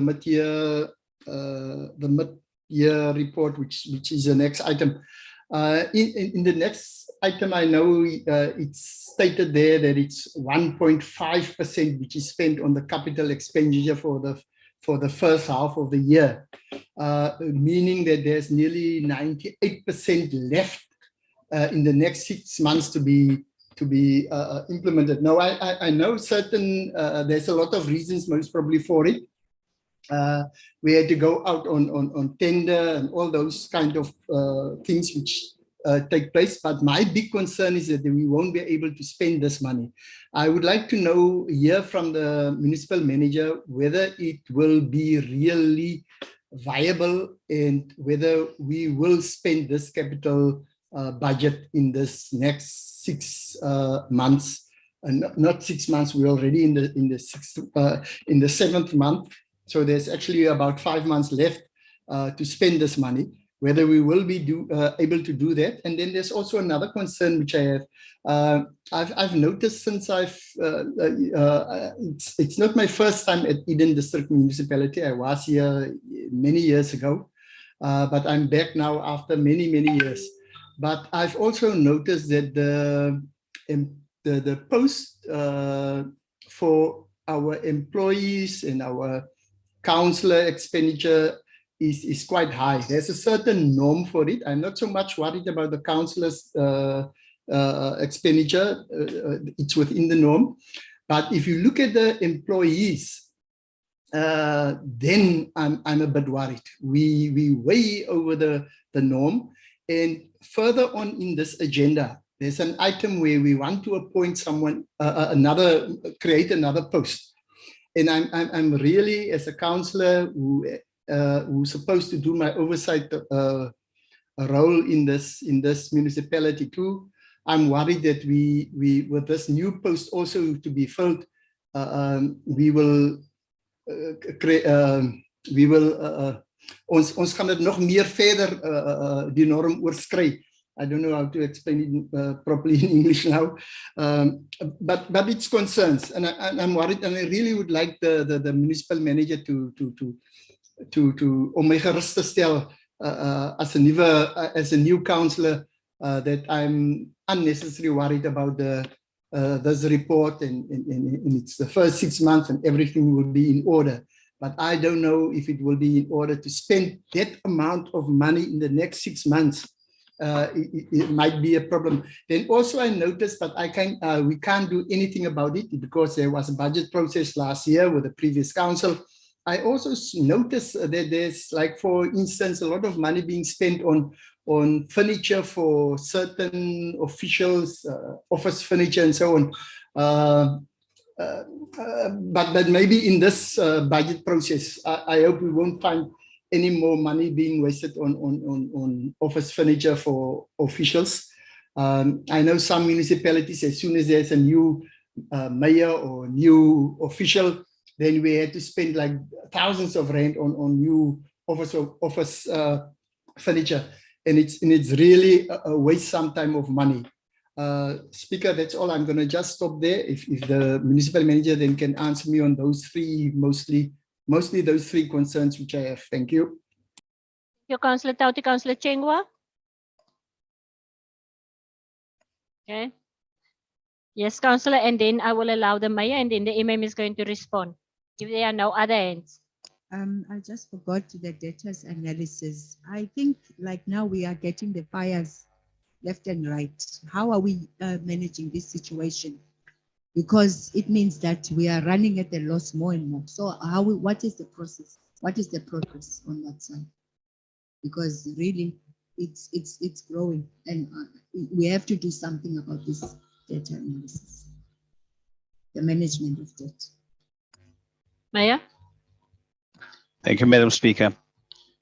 Madam Speaker, when it comes to capital expenditure, it will always look bad when anything is less than 50%, let alone 1%, it will always look bad. But what I want to say on this, Madam Speaker, if this landfill site kicks in, it will guzzle the money, you know, so the percentages would rocket sky high within a matter of months or weeks. But what I want to say now to Council here is that every time that this landfill site matter comes up and whatever, in fact, it has now become embarrassing to me. Embarrassing in the sense that it is a political issue as well, Madam Speaker. And we've been summoned because if you look at all the participating municipalities, we wear the same T-shirts. It should be one voice, you know, and we've been summoned the first week of March, where all the blue mayors will be under one roof. And I think that's gonna be my last opportunity for a knockout punch there. And if it's not gonna work there, then I'm gonna go through the roof. But I need to speak to those mayors there. And I'm also having the attitude, Deputy Mayor, that if in the first week of March, I don't deliver the knockout punch to the blue mayors, I'm also of the opinion that we must go it alone. We will meet them at the gate. They won't be able to come and dump or whatever. We'll bloody lock those gates at that thing. But we cannot sit and the expiry dates are coming nearer and nearer and nearer. We need to spend, and we're going to have a punitive action against the B municipalities. And I'm going to go all the way to ministry about this, even to treasury. We cannot just fold our arms because we are the responsible municipality for that. We, myself and the MM, we're going to end up in court. None of the other mayors or MMs going to end up in court. They're going to lift their shoulders and talk budget, CFO. We didn't budget for that. We didn't afford this. The courts are not going to listen to that. If it's not going to happen in March, we go it alone. And we have a punitive action against the bees. I've got a hand here. Councillor Richard. Thank you, Speaker. Yes, Speaker, if you go to page 144 of the item, the top layer KPI report. Speaker, yes, it would be more useful and understandable if a list of the KPI targets not met, those in red, be provided for the good councillors to understand. As it is, it does not really mean anything. Again, a compliance document. As for the roads and transport department, the 22% not met can be a significant amount. Occurrence given the significant part of the budget, as well as the importance of this function, Speaker.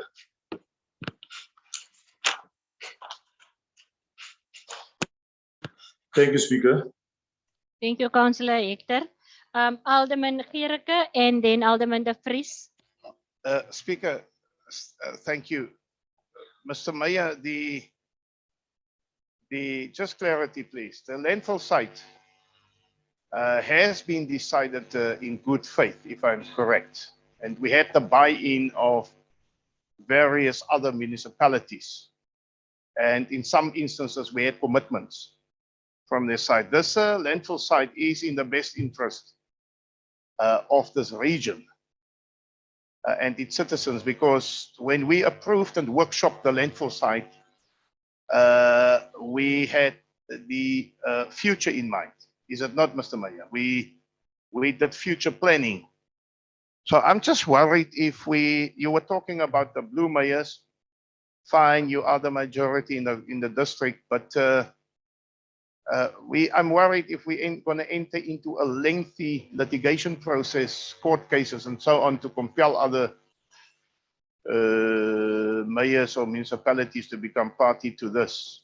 Is there another way that we can enforce the Intergovernmental Relations Act and then get these municipalities together over and above the cordial and friendly meetings that you have, where you can labor this point and get the buy-in? We don't want to end up with a situation where instead of establishing the plant, that you must spend thousands, or in this case, most probably millions of rands to convince people in a court of law. It's going to become problematic. Going to become problematic, Mr. Mayor, and I don't want to talk about this now. I will talk on another level. It was going to become problematic. Likewise, as we are sitting with a problem with this food bank at the moment, which we have in this council approved on such a friendly basis, and all the parties have bought into that initiative, and we are sitting with what we are sitting at the moment. I would like to hear your opinion on this, Madam Speaker. Thank you. Councillor De Vries, Alderman. Thank you very much, Speaker. My comment is basically in response to the executive's last response and what Councillor Gericke have now also talked to. I'm worried if the executive mayor said that we must go alone. For me, is that yes, we have a responsibility, but remember that we are raising funds on the basis that we are going to receive revenue when it's utilized by the B municipalities. Now, if we don't have buy-in, going alone can be very dangerous for us as a district municipality, or not just tenders, but financially, that we might sit with an asset that some of the municipalities refuse to utilize. I understand we can meet them at the gate when they want to come and down. But I think that this thing have to be dealt with at a political level, and this is what we have requested for the couple of years now. I think that it's really, and I want to talk politics, the Democratic Alliance must really come together, because they control the majority of the municipalities. Actually, to come together politically also to see where they want to take this matter. You know, it sounds like when we have CTRU, the Provincial Destination Marketing Organization, a couple of years back, we had the provincial government, which DA was supporting it and funding, and the city of Cape Town, also DA municipality, DA administration withdraw the funding from CTRU. So I think that political parties must really, or the political party must really try to manage this, because this is going to affect our residents negatively. One, if we don't have a facility, but also two, if we have a facility and nobody uses it. And that can become irregular, fruitless, and all the other words the treasury will throw at us if it's just used. Once we spend money for the first 2 years, it's not utilized. So really, while as a council, they're using the IGR structures, as Councillor Gericke, or Alderman Gericke is proposing, I think that also the Democratic Alliance must really, because they control the majority of these institutions, and especially your major two municipalities that have a problem is also controlled by the same party, that they really have to get the ducks in a row. Thank you. Thank you. I don't see any more hands. Maya and then the MM. All right, this is my last. Madam Speaker, I take the advice of both Alderman Gericke and Alderman De Vries, but please take note that I am the Moran. Ons gaan maak asof ons die laaste gedeelte gehoor het.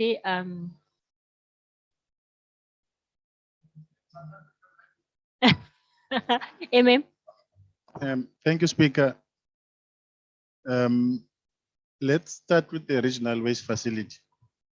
And I'm concerned from what I'm hearing in this chamber. I don't know, Speaker, where is this information coming from? I don't want to accuse Councillor Chapter for being alarmist. Maybe there is some information that councillors have. Our sense is that we're working very well with the local municipalities as the administration. The participating municipalities plus Canaland, plus Hesekwa, I beg your pardon, are committed to the project. In fact, since we changed or since the Triple P concept collapsed, we've been working with the waste managers, with the municipal managers, and we've been reporting to the DCF about the progress. Currently, we are working on a model that will ensure that municipalities are paying what they're supposed to be paying in the changed model of delivering the project, because it's no longer a Triple P. So all these negative vibes, I do not know where they come from. And I'd like to caution this council, please, let's be very careful to speak ill of this project when the facts are different. All local municipalities are committed to this project. In fact, the biggest ones like George and others, we have had meetings, we have written letters to them explaining everything.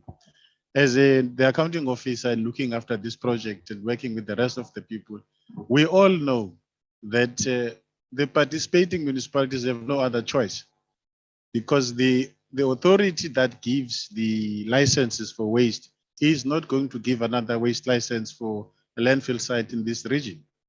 And therefore, we're all in this together. I have been to meetings with the minister relevant, and everybody knows. This negative sentiment about participating is really not good for this municipality. And as far as we're concerned, we are working very well with the local municipalities. Now, like councillors, I'd like to caution that we should not give an impression that the project is not going to succeed. We are in sensitive stages like raising capital. We don't want to unnecessarily upset the market in doubting the feasibility of this project. It's a very important project and it must be protected at all costs. So this issue about whether local municipalities are committed or not, as far as I'm concerned, from reports and from interactions, we are moving on with the project. If the new councils have taken a different tune, it's something that then will be given to us. But as far as I'm concerned, Mossel Bay, George, Neisner, Bito, plus Hesekwa as the municipality that joined later. Those municipalities are still committed unless there's new information that we do not have. The issue on the capital expenditure, 1%, if councillors would recall, and maybe for new councillors, the capital budget of this municipality is very small. It was only increased by this regional waste facility and the fire station that we're going to build.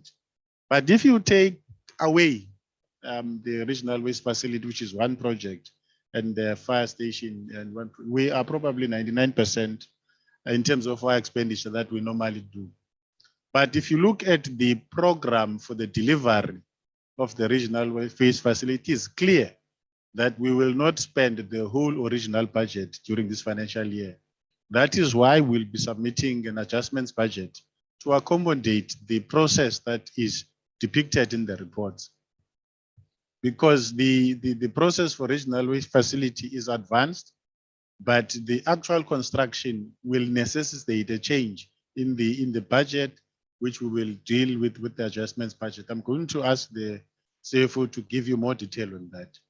But once that is done, it will show a different picture in terms of our budget performance in the CAPEX. And that is the issue that we are managing now. The salary bill, I think I've spoken about it for some time now, even in this new council. There are views that we should use the norm that is used by local municipalities as a district, although we have different sources of income, so that we push down our salary bill. It's an effort that we're busy with.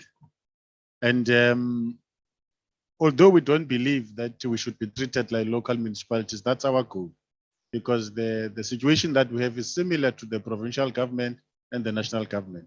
But we have a program on ensuring that we work on our staff restructuring, albeit avoiding retrenchments and so on.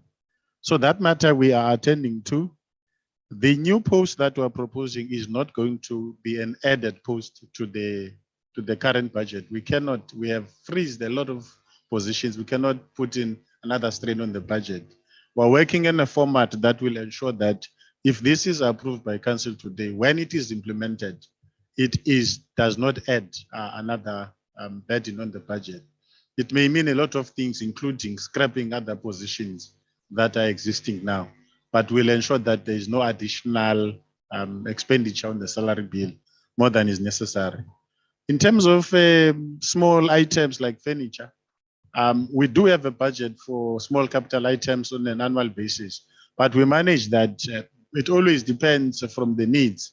There is no way we can then employ new managers and people and they don't have chairs and everything to sit on. But in terms of people that are just looking for nice to haves, we are not going to allow that. And we'll request council to show us by example that some of the demands may not be necessary. And we do have a cost containment policy and we follow the regulations.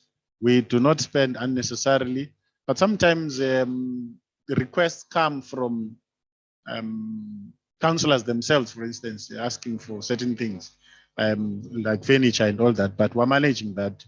I can tell you in the 5 years I've been here in my office, the only thing I bought was the chair I sit on, and because the other one collapsed. So I've been using the furniture that was there before me. So we were very prudent in that. We're managing that very well. But then councillors, sometimes you come and ask for a nice stuff, and sometimes it's difficult to say no to your employer. Yes, Councillor Lechaba, you are correct. The issue of the managing the debt and the fire account, I have been talking about this for some time now. The CFO will be talking about the efforts in terms of the data analysis and how we're dealing with that. The issue on the performance issues, I'm sure councillors, you have looked at Annexure A in the report, and that is in red, explaining all the KPIs that have not been met and the corrective measures that are put there. We have explained each and every KPI that has not been met. There's a clear exposition as what is obtaining and what is it that is being done. I do not understand how that becomes meaningless in terms of your analysis of the report, because it is there in the agenda. I think it's from page 145. If you look at it, it explains all the red part.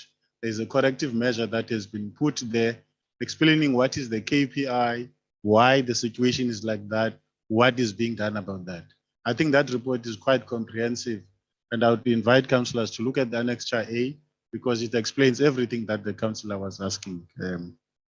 Speaker, with your permission, may I request that maybe the CFO fill in where I have left? Thank you, Speaker. Just before the CFO, councillors, I'm going to take all your hands. I've noticed 2 hands that I've already allowed to speak, but I will give you a second chance, and that is Councillor Tauti and Alderman De Vries. But before the 2 of you, Councillor Akker. Speaker, through you to the municipal manager, I just want to ask, this landfill site, is that done in conjunction with a private partner, and are they still on board? Originally, the project was designed as a public-private partnership. We had a preferred bidder at the time, which was Interwaste. They came back at the beginning of COVID and told council that they are no longer able to proceed with the project. And they gave a lot of reasons, but basically saying because of COVID, they can't proceed.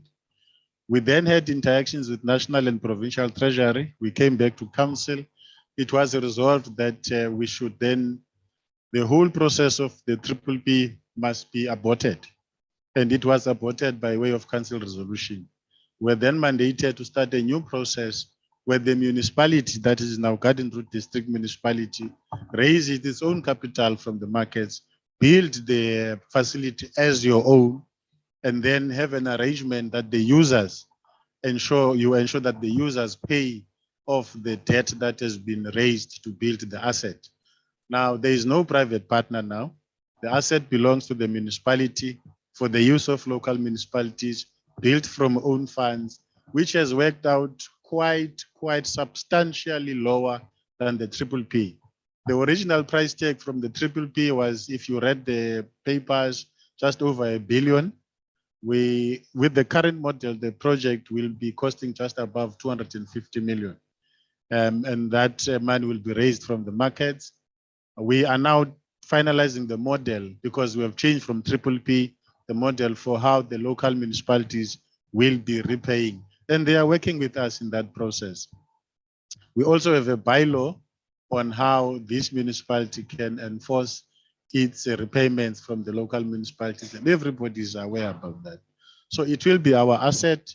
It will be on our assets register. It will be financed from own funds raised from capital and from the markets, and it will be repaid over time. And the 4+1 municipalities will be participating in that process. Thank you, Speaker. Councillor Lechaba, then Councillor Tauti and Councillor De Vries. Thank you, Speaker. I think let us not make as if there is no past experience about what we are saying. This landfill site, original landfill site, when we have started with that partner, and when we even went up to a point that we were going to have now to a place where we even did a saw turning and all those things, up to find out that the partners are pulling back. When they were pulling back, there was nothing was in writing. For us here to do our oversight, yes, there can be negotiations, but it is for us, it's part of our oversight. It's not to alarm, it's just to do our oversight, is to ensure that when you speak about such matters, there are contracts in place. What is wrong of that the council to have a resolution, first those councils, so that we can see there is an actual commitment. From our side, we work with tangible things. There must be a resolution from those municipalities. There must be a ring fencing being budgeted, and then there must be contracts. From there, then we will know exactly, because the partner left without even having nothing signed, and up to a point that we couldn't even take further steps. So all we are saying is we are cautioning, and that is part of our oversight. We have to do that. So all we are saying is that, we understand that you've got this, but let it come to us. Bring on the table for us those facts, and then we will come and say, fine, you have the process. And we know that this is, and the reason why I'm also talking about this, I'm worried about the Petro SA side. There is time involved in these things. That landfill, it's going to be, it's coming into in its end. And the more that things are not, we are not making inroads. Yes, we are making inroads, but it should be quicker, because I'm worried about that the more that these things are not getting together, and the more time, then that one will be a problem to us. All I'm saying, we ask for those facts in the table, and we still do support, this project. Councillor Tauti. Speaker, thank you very much. I will be short. First of all, thank you to the municipal manager for his reply. I understand what he say, but there's on the landfill side, there's a problem. While I was waiting and listening, I called our speaker, because as a councillor from Esekwa, I know for a fact they are against the landfill site in this landfill site. And they didn't budget for it. And I'm asking him whether there was any approval, because not approval that we are now on board.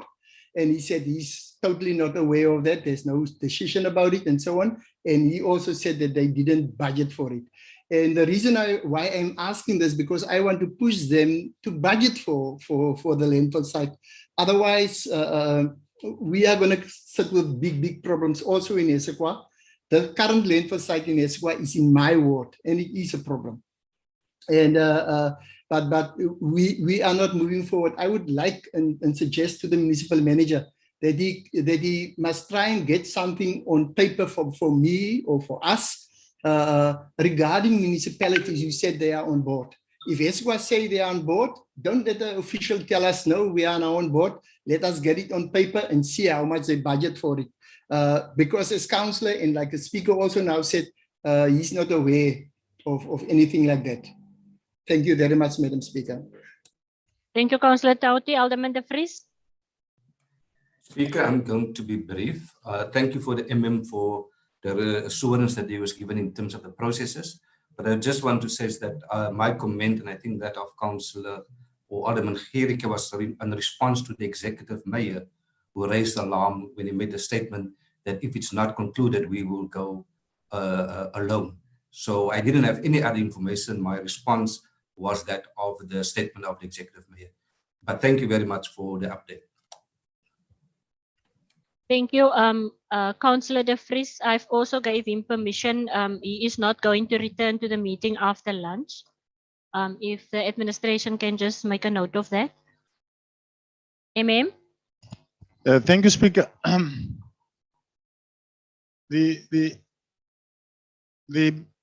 The District Coordinating Forum of Mayors that sit as recently as in December the 7th discussed the commitment of participating municipalities on the 7th of December, where all the new mayors, I'm not talking about old mayors now, new mayors committed on the record on their participation as local municipalities. Esekwa, you will note that we always say 4 municipalities plus Esekwa, because Esekwa is not originally part of the project. It is their wish to be part of the project. That's why we always say the 4 participating municipalities plus Esekwa, because as things are, they don't have the crisis that is faced by the 4, at least from their reports to us. I do not know for a fact what is obtaining in their landfill spaces, what is going on, but the project is for George, Neisner, Mossel Bay, and Pito. Those are the 4 participating municipalities. The District Coordinating Forum of 7th December, where mayors meet, committed to this, and these are new mayors, all of them, because they know the project. So I'm saying, let's not be alarmist about the project. And from where I'm sitting with my officials, we do not have this sense that things will fall apart. We are engaged with Petro SA. We're managing the space. We have an extension up to the end of 2023 for landfilling there. We're managing that very well. Alternatively, we have already made arrangements with Othor municipality. Should we have challenges that side, we have managed those processes with council resolutions on the table. So it's not just officials talking to us. We do have on the record decisions taken by the various municipalities. Of course, we'll bring you the latest information when we receive those new resolutions that are taken by the new councils. But as far as we are concerned, there is really nothing to be worried about at this stage. I think this is one of the projects we have reported a lot about to this council. All the developments that have taken place, we have brought to your attention. I don't foresee, unless something catastrophic happens, any change in the process. Speaker, I don't know, I requested the CFO maybe to expatiate on the detail regarding our plans for the adjustments budgets and everything that relates to the capex of the municipality. Thank you, Speaker. Alderman Gericke, the mayor, and then I'm going to allow the CFO. Then we're going to conclude on this item. Yeah, I'm going to be very, very short. Madam Speaker, the mayor, the executive mayor, is the political head of this council. And the mayor has submitted a report to this council, and as councillors, we have supported the mayor in his submission. We take cognizance of what the officials say, but we need to labor this point. This project, Madam Speaker, is coming on for quite some time now. And we need clear answers, we need conclusion on this, and we also need timelines on this. Although we have a commitment from Petro SA up until the 2023, if we don't make work of this, there are terms connected to that date. If we don't make work of it, we may lose that site, and then we may end up without the site, this facility. Something in this entire thing does not add up for me. It does not add up for me. We need proper information on this because the budget has been done already way back, and we need to understand the way forward. There are now contradictory messages from the municipal manager versus the mayor. This is not custom to this council, and we need to clear this up. Thank you very much indeed. Mayor. Thank you, Madam Speaker. Colleagues and officials, it is clear that this is a two-pronged project. It has to be dealt with administratively and politically.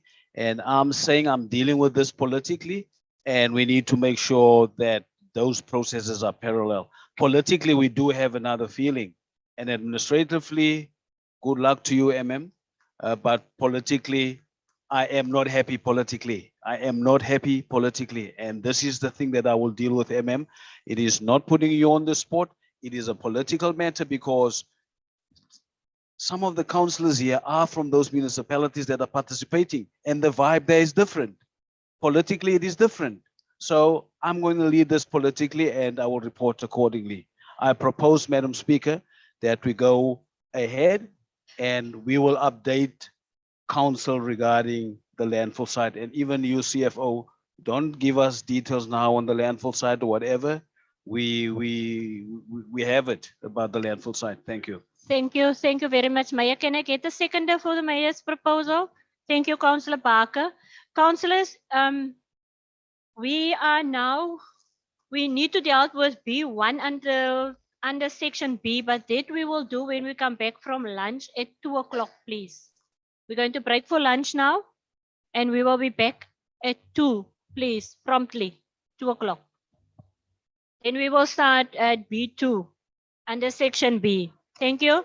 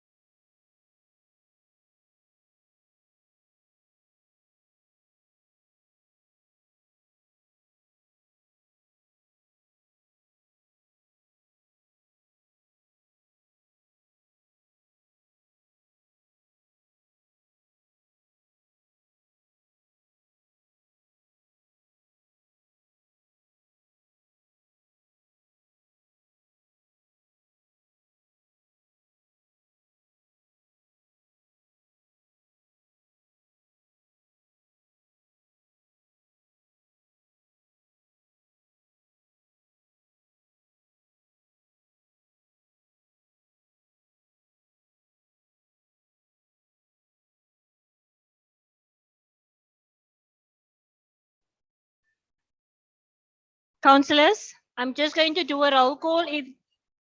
If there are still some of you outside, can you please enter the chambers now? If I call your name, can you just raise your hand or say I'm present or something? Councillor Swart, myself is here. Councillor Meyring, Councillor Hoogbaard, Alderman Boyson, Yeah, boy, yes. Councillor Malloy, Peter Blanche, Councillor Luchaba, Councillor Gungubele. If you can recall, Alderman De Vries has asked to be excused after lunch. Councillor Cornelius was absent with leave. Councillor Skippers, can you switch on your camera for us, please? Councillor Richard. Richard Hector and Skippers, you are together. Can you please switch on your camera so that we can see you? We will come back to you. Alder Lady Dragoner. Councillor Akker. Councillor Sethi. Councillor Ndai. Councillor Hector. Councillor Kritzinger. Councillor Cronje. Totu. Councillor Totu. Deputy Meyer. Alderman Gericke. Yes, ma'am. Van Noordwijk. Councillor Tauti. Thank you, Councillor Tauti. Councillor Reuters is absent without leave. Councillor Strubel. Hilton. Councillor Hilton Strubel. Speaker, I'm here. Dankie, ek sien jou. Councillor Matika. Councillor Chengwa. Councillor Kontu. Councillor Kannemeyer. Councillor Barker. Alder Lady Reuters. Present, Speaker. Councillor Canary. Councillor Lambergine. Councillor Van Rooyen. The only councillors that did not switch on their camera was the two councillors from Good. Are you in the house, Councillor? Councillor Hector and Councillor Skippers?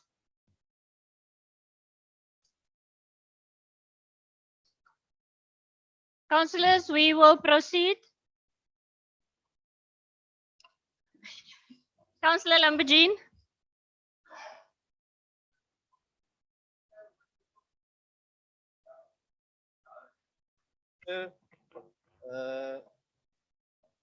Can we move back to an item, Speaker? I think there was some information not correct or lost.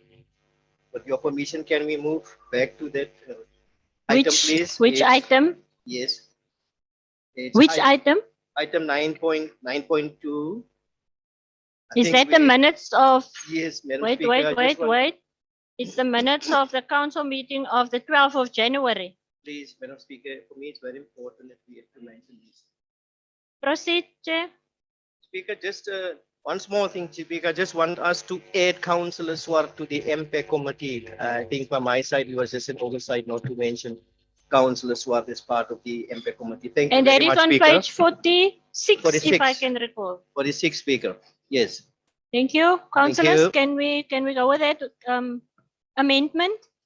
Councillors? Second with the correction, Speaker. Thank you. Thank you very much. We are on section B, item B2, as the report section 72, mid-year budget and performance assessment of the 31st of December 2021. Mayor, this is coming from you, your report. Thank you, Madam Speaker. Madam Speaker, this is the graveyard shift, and I would propose that we add some speed to it. So I hereby table this report for council to take note of, Madam Speaker. Thank you. Thank you. Councillors, before I take a seconder for the proposal of the mayor, is there any councillor who want to raise some points or clarity or wants to ask a question? In the absence of none, can I get a seconder? Thank you, Councillor Barker. You and the Deputy Mayor have seconded.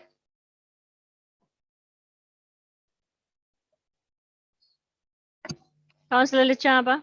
Thank you, Speaker. We just want to say that the same things, because we have already spoken about it in the previous report. So we take note, and then with the with the reports that will be coming, then it will be more clear. Thank you. Thank you, Councillor Lechaba. We are on B3. That is the revised 2022 to 2023 IDP budget and PMS time schedule, the time schedule. You will find that on page 213. And it is for us, we must just take cognizance of the recommendation in 213 on page 213 that council adopts, and this is not just for noting, council must adopt the 2022-2023 IDP budget and PMS time schedule. I hereby table it for adoption, Madam Speaker. Thank you, Maya. Any questions? If there are none, can I get a sec? Alderman Gericke? Yeah, thank you. Can we just hear I see March 2022 has been set aside for public comments. Huh? Yeah. Can we just hear from the relevant department or officials? What do they envisage? Their strategy given the COVID regulations and so on. How are they going to go about to engage the public or involve the public? Thank you. Imam? Thank you. Thank you, Speaker.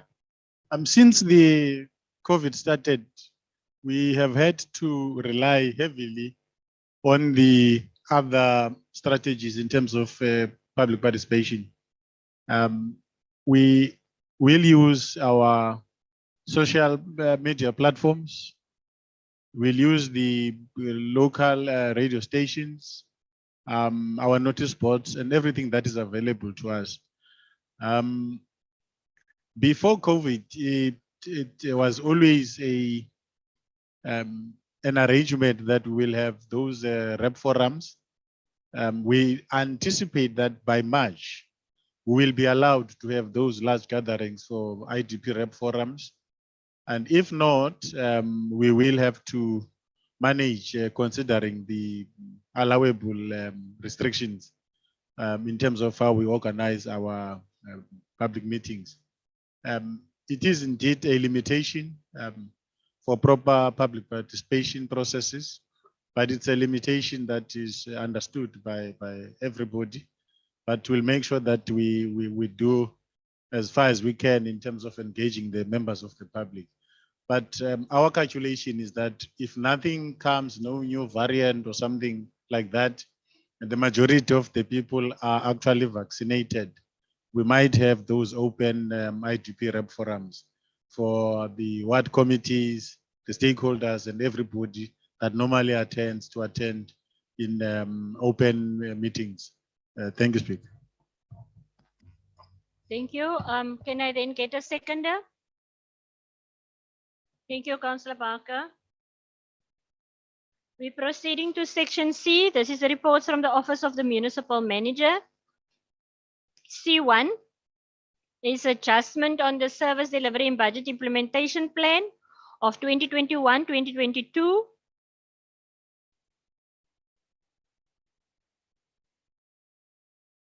Anybody who wants to add or to give an input? We've got a recommendation there on page 234. Yes, Councillor Lechaba.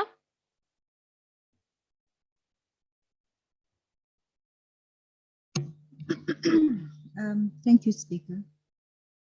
Speaker, I don't know. I see the function of this position will include all sorts it's tabled in the report. And Councillor, are you on C1? Page 234. Aren't you on C2, the report on the organizational structure amendments? yes, Are you? I'm there. Report on We see one. Oh. Report requested suggestions. Suggested adjustment on the service delivery Oh, and the budget. STB. Yes, we're there. Okay. So you don't want to ask a question there, you want to ask a question on C2. So any other hands? Alderman Gericke? Yeah, Speaker, this is a very important item. It speaks to the SDBIP, the Service Delivery Budget Implementation Plan. And your KPIs are connected to this, your bonuses are connected to this, your performance levels are connected to this, and so on. I note the discussion here on page 235. Can I just ask the relevant department or authority to shed more light on this adjustment? I don't understand the adjustment as such. I mean, we've been through the year, we've paid out bonuses past December, or whenever bonuses have been paid. We're coming with an adjustment now. I try to understand.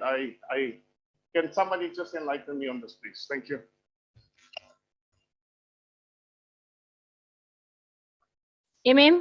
I can't see you. Okay. You may proceed. Yeah, Speaker, thank you, Councillor Gericke. The report is necessitated by a provision in the MFMA, section 54(1)(c), where it says after we have tabled the reports that we have now that have just been adopted by Council, we may request the Executive Mayor to make changes in the STP. You'll recall, councillors, in terms of the law, it is the responsibility of the Mayor to approve the STP. Now, from time to time, we come here and say, you will recall in the previous term, we said these are the KPIs. Now, for reasons X, Y, Z, or ABC, we propose amendments. And therefore, we come to this meeting and table those proposed amendments or suggestions. So this is not linked to the payment of bonuses of the previous financial year. That process was concluded when the council adopted the annual report. So this is a mid-year process in the current financial year. This process will conclude by the adoption of the annual report coming December. So this process has got nothing to do with what we have done in the previous year, because now it's 6 months later, we are reviewing the processes. We have tabled the 52 report for the first, for the previous quarter. We have tabled the 72 report for the first 6 months. And therefore, having reviewed the work, we then are suggesting these changes, which the Executive Mayor is tabling in front of the Council to take note and approve. So that is the process. You will see each and every directorate that is making those has put in a lot of information to explain, and that is why the report is in front of us. Thank you, Speaker. Thank you, Before you, Councillor, I've received a message that the good councillors are struggling to connect. So can you just inform the meeting as soon as they are online, administration? Thank you. Proceed, Councillor Luchaba. thank you, Speaker. Maybe what are these changes? Maybe that's what we want to know. Is it fundamental or is just, just what are the changes? Perhaps you can take us through if it's possible. Okay. I'll give my expert to give that information. But if you look on the report, on the columns that are put there, we have a reference number. These are top layer KPIs. We have an explanation of the KPI.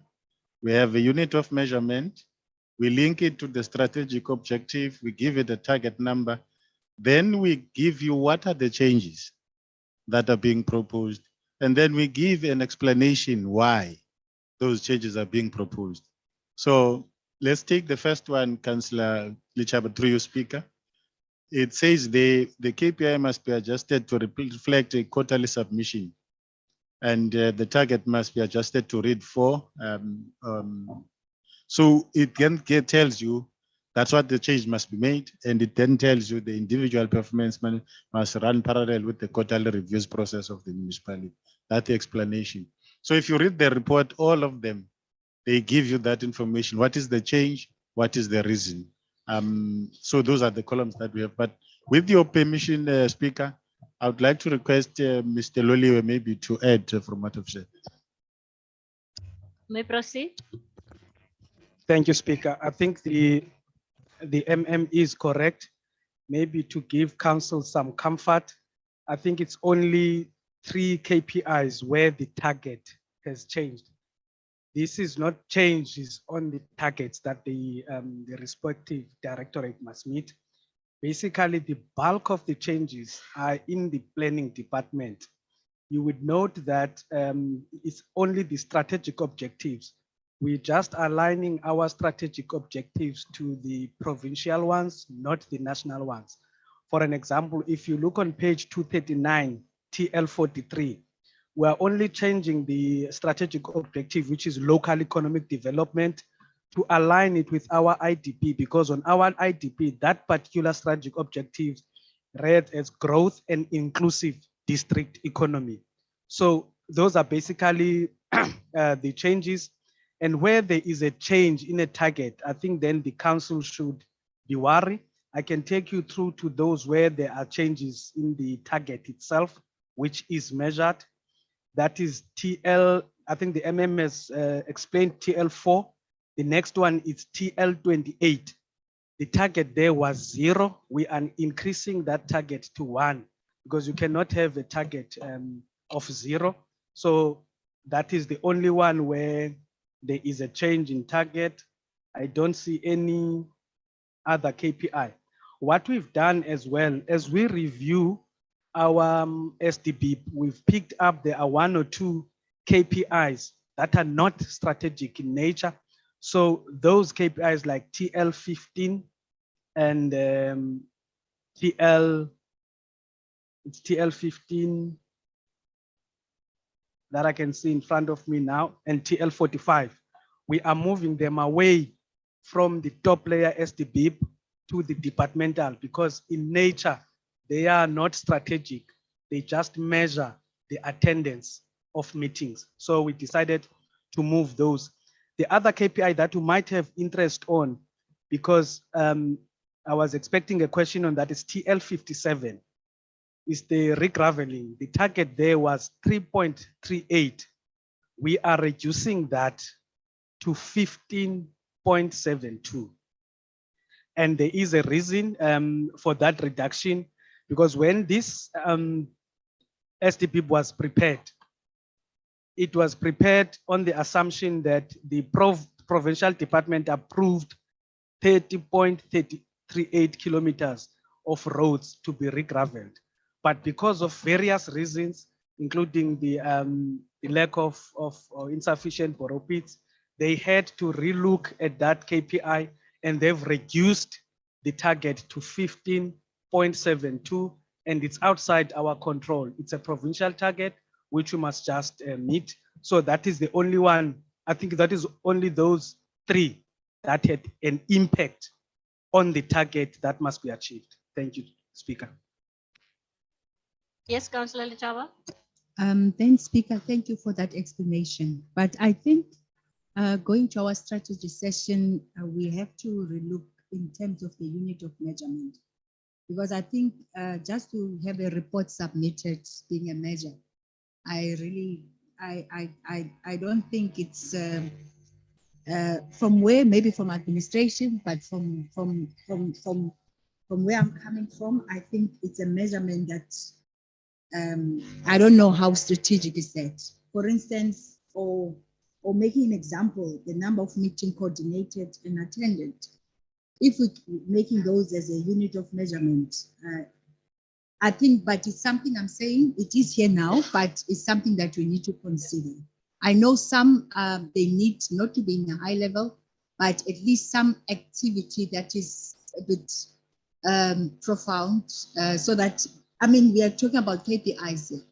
We're talking about KPIs, something that it must be measurable in terms of us having a result. A meeting, yes, we'll sit and make those things, but at the end of the day, we need something that is implementable. Thank you, Speaker. Thank you very much. Are there any other inputs, councillors? If none, our recommendation is on page 234. Madam Speaker, My apologies, elder lady. my vraag wat ek eintlik net wou gevra het, aangezien ons nou by die KPI's is, het die hele organisasie from the top to the bottom, het hulle KPI's, is dit in plek? To you. Sorry, my apologies. The councillor is asking if the whole organization has got KPIs from bottom to the top or top to the bottom. Yes, thank you, It's in Speaker. place. We are quite advanced in ensuring that the whole PMS process is cascaded down. We do have individual performance in the organization, so we are quite advanced in that process to move down to the last level. But a number of levels have been covered now, and I think we very soon will be able to reach the last person in the hierarchy to be part of the performance system. So indeed, we are cascading it down. Thank you, Speaker.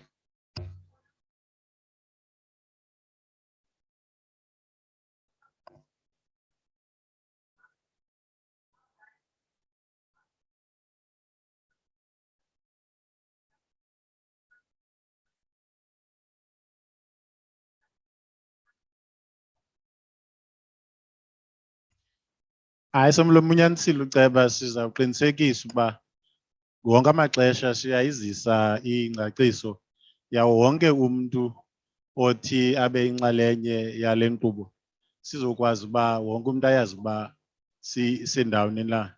Thank you, Speaker. The MM was just translating. Yes.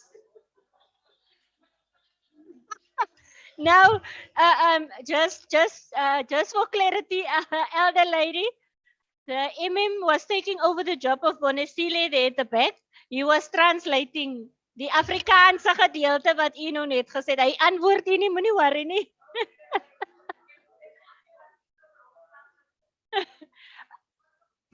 Yeah, before you proceed, thank you, Councillor of Good. I see you are back in the meeting.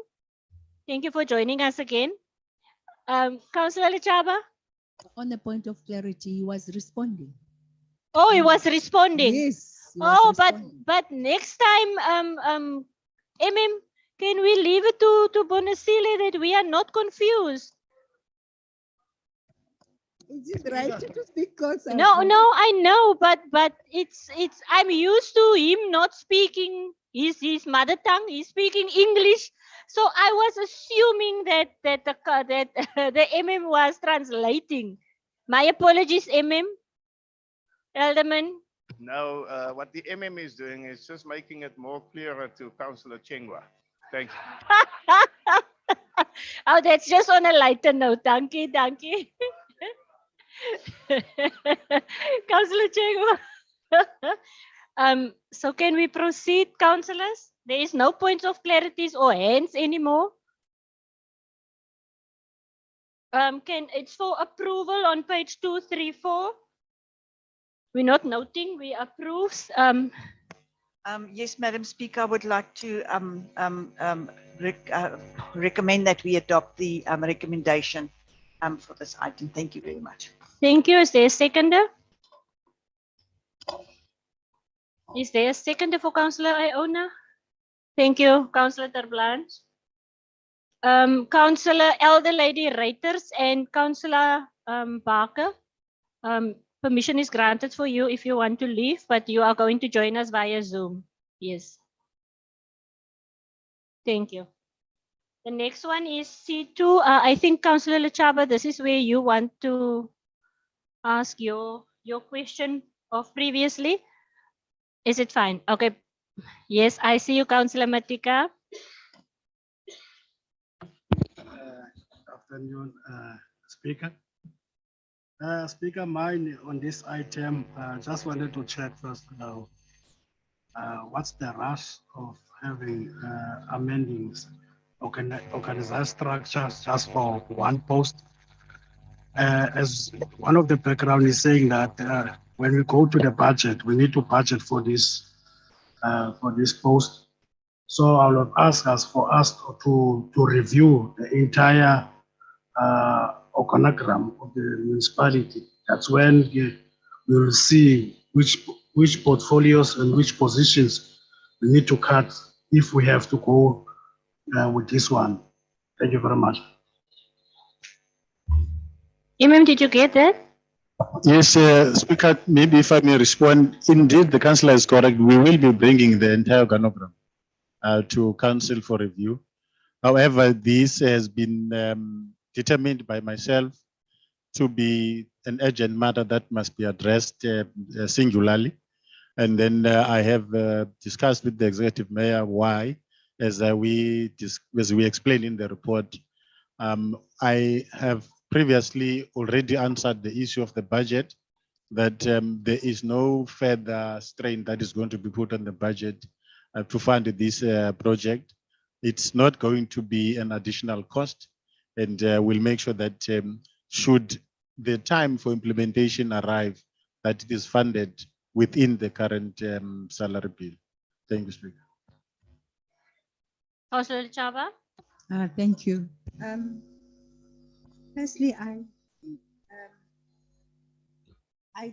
still don't get this one of the because in recommendation 2 it says that it be noted that the position of Chief Operation Officer must be budgeted for. So if that is the case, where are we getting that? Because if let's say then there are, I think the fundamental is, I mean, you must be able to explain to us why you want your office to have, as much as we see this, you have a strategic manager in your office. From where we are sitting, you are now having a blown up structure in your own office. Because all these things, it's mostly what maybe the incumbent strategic manager is doing. And maybe 1 or 2 things that are in. Because from where we're sitting, having the AG has said to us that we have to be contingent of our financials. Our financials, we are not a rich municipality. And yes, moving the vote around, it's also problematic. Moving, it's also problematic because it means we can be saving there and we need to be saving each and every place.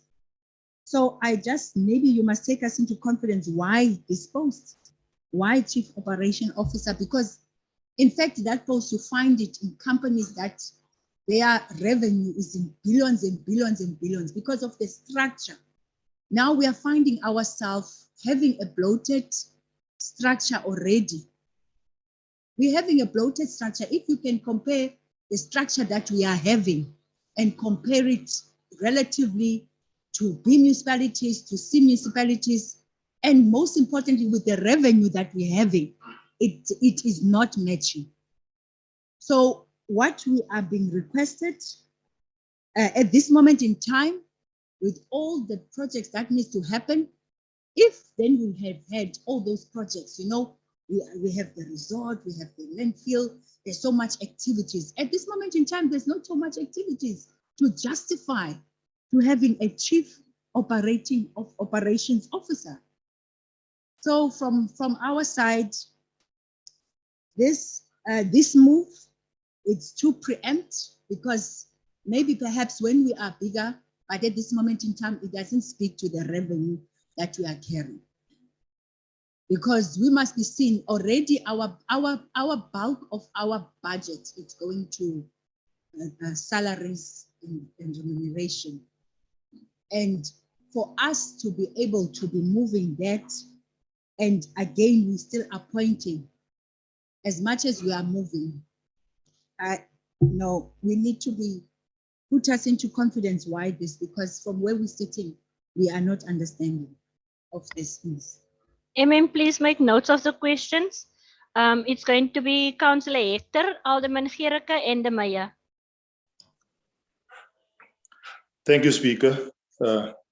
Speaker, if you can go to page, I think it's 242, the executive summary.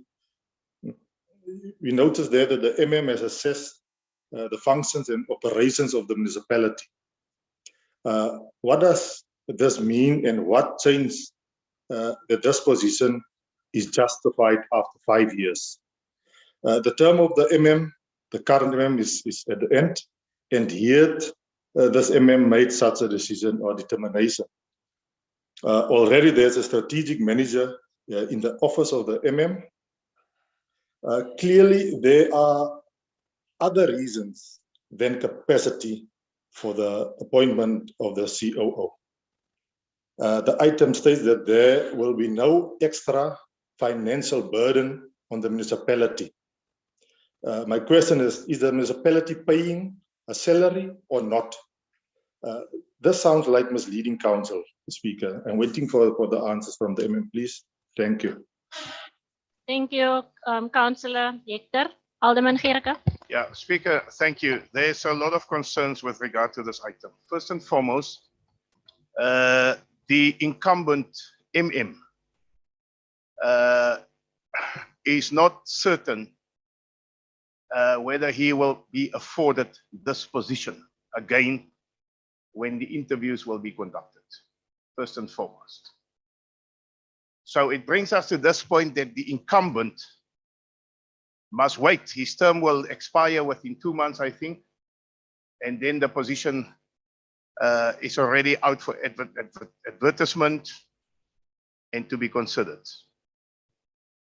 That is the one thing. It means that the incumbent municipal manager cannot make these serious decisions on behalf of this municipality. It's a serious decision also to appoint a COO.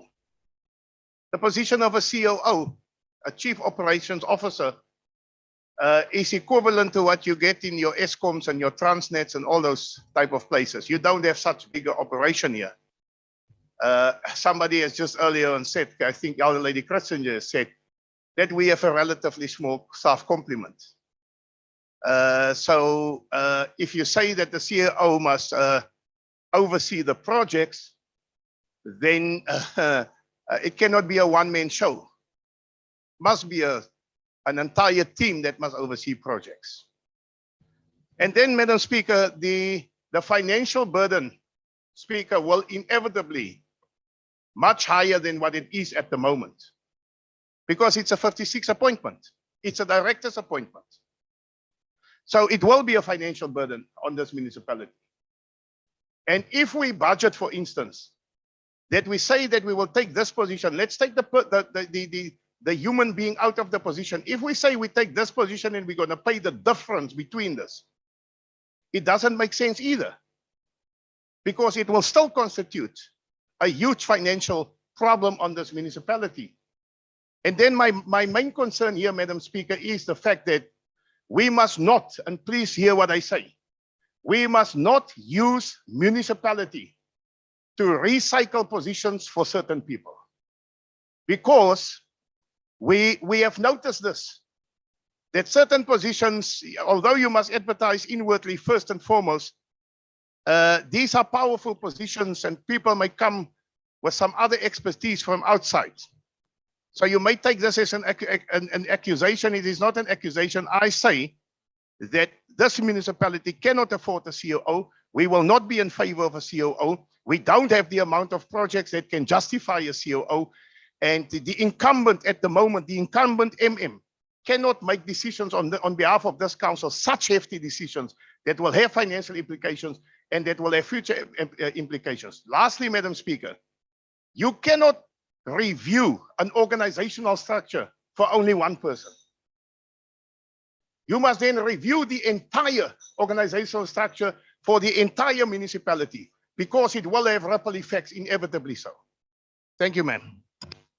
Mayor. Thank you, Madam. Thank you, Madam Speaker. Madam Speaker, I'm going to be twofold on this subject, and I hear what all the other councillors have alluded to. I'm going to be twofold in the sense, Madam Speaker, and I'm going to try and take council into my confidence. And I fully understand the point raised by Councillor Matika and the point now by Alderman Gerke in terms of it looks odd that we're adjusting just for one position. Now I want to take you folks into my confidence that whether we do it today or whether we do it at another time, we will bring organizational structure adjustments anyway after the strategic session. And the reason why we're going to bring that, so for me is neither here nor there on whether we do it today or whether we bring it, because I will bring it up at the strategic session, in the sense that with all the things that we're having in the pipeline, you know, it was one of the advices given to us, especially when we were negotiating with MISA, the Municipal Infrastructure, Municipal Infrastructure Services Agency or whatever, but MISA, we know, you know, and one of the advice given to us there is that we also need to show intent. We can't apply for accreditations, we get the accreditations, then we start falling around to see whether we will be able to implement. We must show intent on paper that we are ready for when we receive the money, when we receive the accreditation, the structure is ready to deal with that. Because one of the major issues is that when you receive a grant and you can't spend it because there's no capacity. So we're getting into human settlements. We're going to need a fully fledged human settlements department that's going to deal with human settlements for the whole region, not just for George. We will have to deal with human settlements of Kannaland, of Oudtshoorn, all over the show. So our org structure needs to show that. So even with all due respect from my side, is that I won't have a problem. You know, if we park this until we come back with a fully fledged proposed organizational structure, because colleagues, it is coming. That is definitely, the proposals are coming. It will then be a matter of how we envisage these implementations. And another thing, councillors, I hear and I fully understand as well the fact with the projects, etc. The percentage of your organizational budget, once you start generating additional income, it brings it down anyway. Because the concern now is that where's the income coming from for any other expenditure? So that is going to happen because the way we are pumping, these bigger things are coming. And I also want to also say to the councillors, it is incorrect for us to say that the MM cannot make decisions as is. The MM is not fired. The MM is still the incumbent. The incumbent can make decisions. It is up to us to engage on those decisions. We should not clip his wings because his contract is coming to an end. Only then, when his contract comes to an end, then he can't make decisions. We need to give the MM the respect he deserves. He is the MM, he can make decisions. So we should not say to him, don't do nothing because your contract is coming to an end. So I would then propose with your indulgence, MM, and with due respect, that we park this until the strategic session, and we're then going to come back with a fully fleshed proposal to the org structure. Thank you. Alderman Gerke. Speaker, we don't have a problem if this is parked. We appreciate your input, Mr. Mayor, from my side, the PBI side. Just let me make this point clear. We have shown respect to this municipal manager throughout the last 5 years and up until now. We are at liberty to raise our points here, which we think would not be viable for this organization. In light of what you have said, once we have the full disclosure of information in terms of the way forward, then we can apply our minds and then we can most probably agree with you on certain points. Remember that the human settlement project, that a team has been imported to this municipality. And that team, as we've been told, that team is fully competent to run the human settlement structure. So we need to understand all those type of things. If there's a disjuncture, we need to understand it before we can finally say yes to the amendments on the structure. Thank you very much. Thank you. So, sorry man, the screen is in my way here, so I can't see you. Thank you, Speaker. Maybe just a few things. The power to periodically review the organizational structure belongs to me as the incumbent. And I exercise that power with council. I come here for approval. So at no stage have I made any decision without council. So that is why this report is here in the first place. Any insinuation that I'm taking decisions without council are misplaced. Secondly, as the mayor has said, I am the accounting officer until the 28th of February. And until then, I am allowed to make decisions within the laws that allow me to do so. Thirdly, Speaker, as the report says, I have assessed the functions of the municipality. That is why we're proposing this change. And fourthly, as I've said when I was addressing Councillor Taute through you, Speaker, on the issue of the funding of this post, I have mentioned that we will not be burdening the budget of the municipality with additional costs. And because an organizational structure is a living document, we are at liberty at any point to come to council, not on our own, to come to you and say, we're suggesting these changes. So even if it was not packed, it was never going to be executed without funding. And therefore, we are very careful about that, because if I advertised any post that has no budget, I've fired myself. And I cannot make such a glaring mistake for any reason.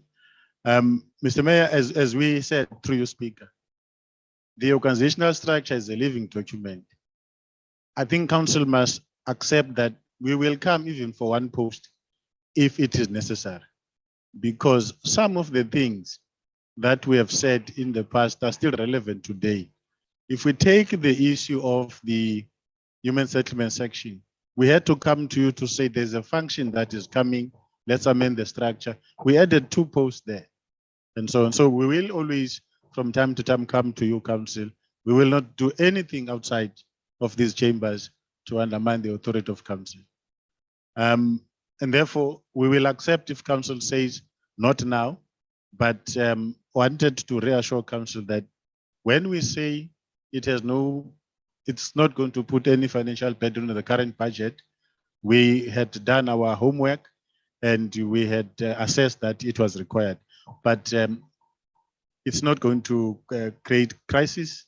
And I think maybe when the other time arrives, we will bring it back, because we believe that it is very necessary for this council to do so. Whether these positions obtained in other municipalities are for private companies or state-owned institutions, a quick look into the org structures of many municipalities, you will find that there is chief of operations officers in many municipalities. And when we take the advert, we don't reinvent the wheel. We take from municipalities of our size and we use them. So it's not something that is going to be unique to us. Thank you, Speaker. Thank you very much. Mayor, do you still want to add? Because you have proposed that this item must be withdrawn. I want to make that official, Madam Okay. Speaker, that I propose that the item be referred back. Thank you. Can I get a seconder? Thank you. Thank you, Alderman Gericke is seconding that C2 be withdrawn. We proceed to section D. This is reports from the Financial Services Department. And that is D1, D2, up till D3. And it's a deviation report. The first one, D1, implementation of the supply chain management policy for the period 1st of October to 31st of October. The next one is for 1st November until the end of November, and the third one is from the 1st of December until the end of December. Ma'am? Madam, Maya, sorry. Madam Speaker, may I propose that we deal with the 3 items collectively? Thank you. Yes, Maya. Ma'am? Thank you, Speaker. Councillors, you will note that we bring 3 items for deviations because we have not been able to report on deviations since the last reported time due to the elections and the fact that we only had special councils in December the 10th and now and last week the 12th. The items are for the period as explained. The trend you will note, councillors, is that we've been bringing deviations down, and that is the goal. It has not changed, but there are times where we have to do deviations when it is necessary. Our idea is that we should have 0 deviations, but because of what is explained in the report, from time to time we will come to you to report on those deviations. I'm sure if you have been following the Auditor General's report, we've been commended for having brought the deviation substantially down from millions to manageable amounts as we speak today. In one of the months, we had a 0 deviation report. But if you have fires and vehicles that must be repaired specifically, you will find from time to time, they will fluctuate up and down, but I think council can be happy to see that we do manage the deviations. We are making other interventions because you'll know that there are very small deviations for 2,000 rands, for instance, and so on. The reason we did that, if we say they must go to petty cash policy and all that, you open another can of worms where people eat the elephant piece by piece. And before you know it, they finish the big elephant taking small pieces. So we want to limit that power and access for people to have their own decisions in their corners. But we also want to enable agile decision making so that people don't always have to follow a long process to make a simple decision. So we are reviewing on a regular basis those policies as well, but we'll always bring them to council for approval. That is the deviations report that we're tabling, Speaker. Thank you. Alderman Gericke. Yeah, Speaker, let me, on this item, concur with the municipal manager. For us that served in the finance committees and those type of committees in the last term, this administration, under the leadership of the municipal manager, has done exceptionally well to minimize deviations.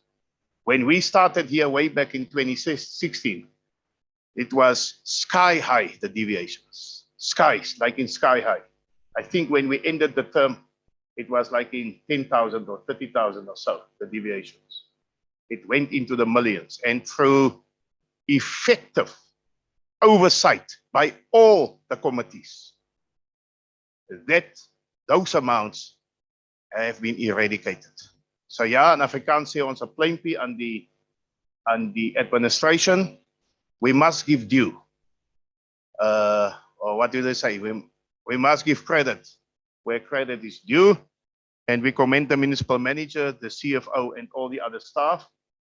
I think Comrade Lachaba sal vir my baie kwaad wees if I don't mention her from the side of impact. Thank you very much indeed.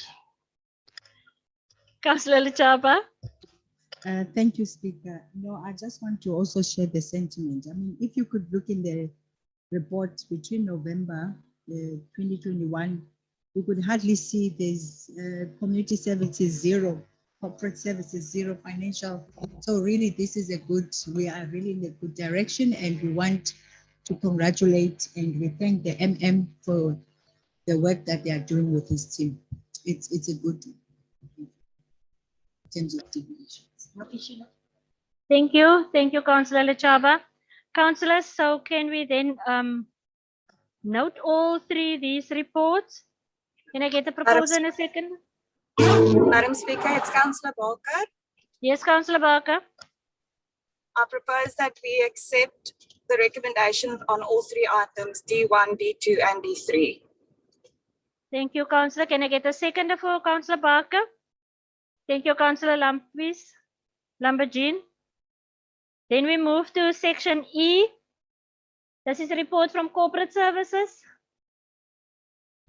There we've got in E1, we've got a report on the proposed schedule of council and committee meetings for the period January until June 2022. Councillors, do you want to make any input on this? Alderman Gericke. Thank you. Can I get a seconder, please? Thank you, Councillor Chengwa, seconding. That Councillor Chengwa had nie 'n kans gegee nie, lyk dit my. Sy hand was So we approve that report. Thank you. E2, report on the progress on human resource policies. That is only for noting. Alder lady, my apologies, Alder lady Kritzinger. Thank you, Madam Speaker. This item is rather important. It's all the labor relations policies that need to be revised. And we will have in March, I think, a workshop to workshop these policies. But it's quite a long list, and it's to update. It's for legislation, it's bargaining council compliance, it's strategic organizational objectives, and all those things that are very important as to our staff. So I want to recommend that we accept this this item. Do we have a seconder for Councillor Iona? Councillor Barker, I will second, Madam Speaker. Thank you, Councillor Barker. We proceed to section F. This is report from the Community Services Department, F1. It's an update report on the actions taken by the District COVID-19 Command Center to address the COVID-19 pandemic. Mr. Africa, is Mr. Otto online? Mr. Otto, can you just give us a short summary, please? It's no need for you to go through all your slides. Speaker, yes, good afternoon, Council. If you allow me to share my screen, I'll just share one or two of my slides with you. It'll be very quick. Thank you. Thanks. I hope you can all see this. I think it will appear now. Okay. I think we can see it. Thank you, Speaker. So from my side, I just want to go to one or two of these slides. The first one that I'm going to show you is where we are at this point in time with 1,482 active cases in the district. You will see it looks much better than the previous council meeting and also much better than last year. If I look at this for each of the various towns, you will see the town that's got the most active cases at this point in time is George with 538, but also all of them remarkably down, and it looks very good for our area at this point. If we look at this in terms of per 100,000 of population, we're still a little bit above that of Western Cape, currently at 191 per 100,000 of population, but we're coming down very fast. We're now on 239 per 100,000 of population. This is just a summary where we are, and you'll see there that there's a decrease, as I've indicated to you. We're a little bit above the Western Cape, but there's been a 49% decrease over the last 7 days by us. So we're catching up to the rest. Where in the Western Cape, the general was 39. So we're actually going down faster now. So I think we'll catch up to the rest of the Western Cape pretty soon. All the district hospitals is managing at this point in time. The COVID positive cases admitted to district hospitals since for the 24th was less. And you'll see there's 2 in Riversdale, 1 in Mossel Bay, 1 in Knysna, and 5 in the Oudtshoorn Hospital. The George Hospital had 16 COVID patients in the general ward and 1 in the critical care ward on the 24th. So this is just that again, as I would usually provide to you, the four waves of infection, with the 4th wave where we can see nearly at the end of the 4th wave. Just for your information, we normally indicate that the Western Cape is out of the 4th wave, or has reached the bottom of the 4th wave when we get to a point of 600 or less active cases reported per day. We're around 800 now, so we're nearly there. We were on 1,000 last week, so we're nearly there. When it comes to vaccinations, We're now on a total of 240,588 people that has been vaccinated. Right at the bottom of this slide, you'll see on the age group 50 plus fully vaccinated, 67.9%, and on the age group 18 to 49, 47.9%. So even that looks good. The quarantine and isolation protocol remains the same as it was with the previous council meeting, whereby I think it speaks for itself on this slide. Just lastly, there was discussions with regards to the floods.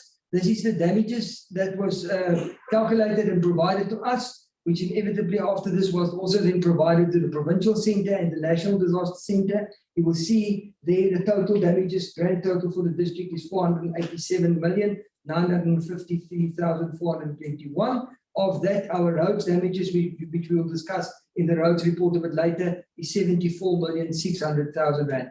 So what happened after this? It was classified after the flood event. It was classified by the National Disaster Management Centre as a national disaster in terms of Section 23 of the Disaster Management Act. It will now enable all the accounting officers to redirect their funds to deal with the effects of the occurrence, as well as to access the National Disaster Management Centre grants. I know they've only got about 100 million in that grant, but they have indicated to us that they will reprioritize from other budgets to see how they can address the funding requests that we've already put forward to the National Centre. Thank you very much, Speaker. Any questions for Gerard? Nothing? Councillor Acker? I will propose that the report is noted with thanks. Thank you. Oh no, Meyer. Before I ask for a seconder, No, no. Mr. Meyer. Sorry, Madam Speaker, it's just an announcement to the councillors. When the minister was here yesterday to establish the District Health Council, she also brought to our attention, for some reason, South Africans think that the other diseases are on holiday. We still have HIV and AIDS. We still have all these other diseases. All we talk about is Omicron. What's it called? Omicron. So we still need to be vigilant, colleagues, on all the other diseases. It's just a reminder that this is just a wake-up call for us. But more people are dying of TB than any other disease in South Africa. So we need to just bear that in mind as well. So we need to take care of the conditions that leads to TB as well. Thank you. Thank you, Maya. Then I've just got a question to you, Gerard. If you went for your last Pfizer shot in October, when are you due for the booster shot? Is it 3 months or 6 months? The last I got was 3 months, Speaker. Okay, thank you. Thank you very much. Then can I get a proposal that we note the report? A seconder? The proposer was Councillor Acker, a seconder, Councillor Ndai. Thank you very much. Councillor, we're moving along quite swiftly. Section G, it's the Roads and Transport Department, G1 and G2. Chair, if I may, I will give you some advice on what's going on. At first, I want you to take out your pens and write down my cell phone number. It's 082. I think there's a reason behind that. 6564. And that's only for WhatsApp, not for calling. Yeah, Repeat it, please, Councillor. My wife at home, she don't like ladies calling. Repeat, please. Repeat. Then I've just received from the director that on the 22nd of November, a flash flood occurred in the George area that caused major damage to our roads and infrastructure, the value of 74 million rand. And then it's about sinkholes and potholes, and if you look around you, you will notice that George and Mossel Bay is two of the older towns, and with old infrastructure, they don't last very long. So that's where some of these problems come from. So by tomorrow morning at 7, the director and myself will go to Laingsburg, the Ruhr area, and on next week we will go on a spin around about almost the whole district, and that will be not that easy one. So that's why I gave you my address to send me the notices wherever you do. Remember, that's for local, not for towns in the vicinity, but for the rural areas. That's what we like to look at. And then I want to marry these 2 points and propose that both of them noted. Thank you very much. Thank you, Councillor. Are there any questions? Councillor Chengwa, do you have a question for the roads portfolio chairperson? No, not at this stage. No, Speaker. Yes, Speaker. Sorry for the interruption. Yeah. You know, Speaker. Yes. The director. Who's the director?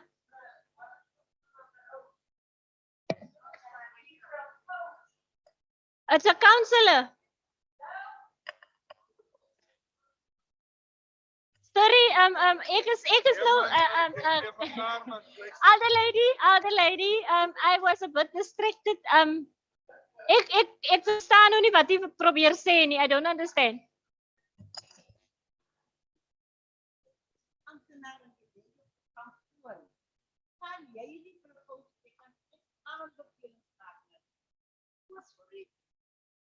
Verstaan jy my nou, madam?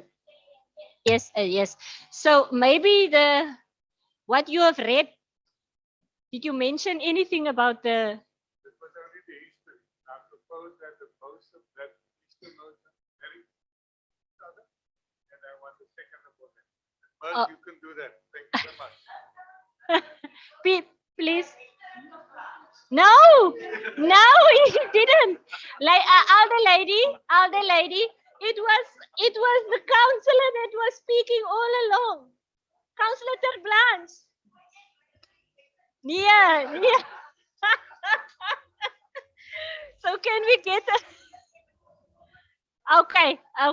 okay. Apology accepted. So can we get a proposal for Jiwa? Before we get A seconder. It was already proposed. Yes. No, Are you going no, to no. second? Chairperson, I've I mentioned cannot your name. No, I've raised my hand. Councillor Chengwa, I've asked if you wanted to say something Yes, at that stage. You said No. I want to say something. You see, you must remember, Councillor. Yeah, I must speaking, by the way. So Councillor Yeah, Draguner interjected. Correct, Okay. yeah. You may proceed. And Councillor Matika. Yeah, number one, the councillor.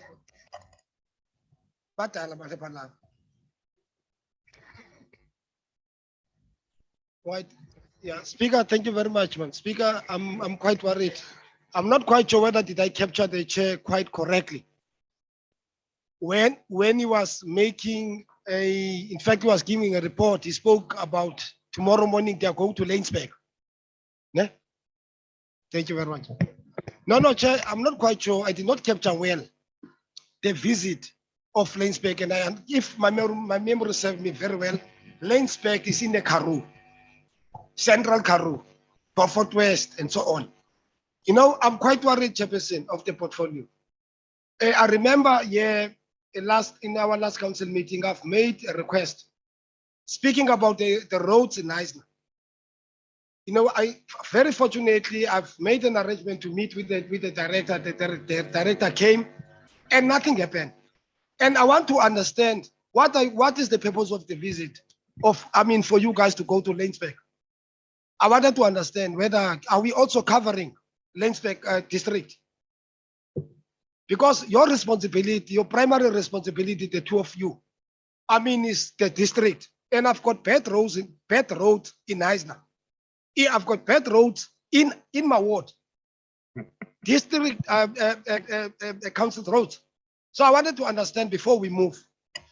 Councillor Chengwa, can I please ask you not to do this? Okay, Chair. No, apologies for that. Apologies. No, Chair. I'm just going the to. MM first, the MM, and then. Yet, as I believe, man. Yes, but now the Lainsburg is in the Karoo. Yes, Speaker, if I may, I think we've reported this to council over and over and over again. Garden route does work in the Central Karoo. It's been happening forever and all.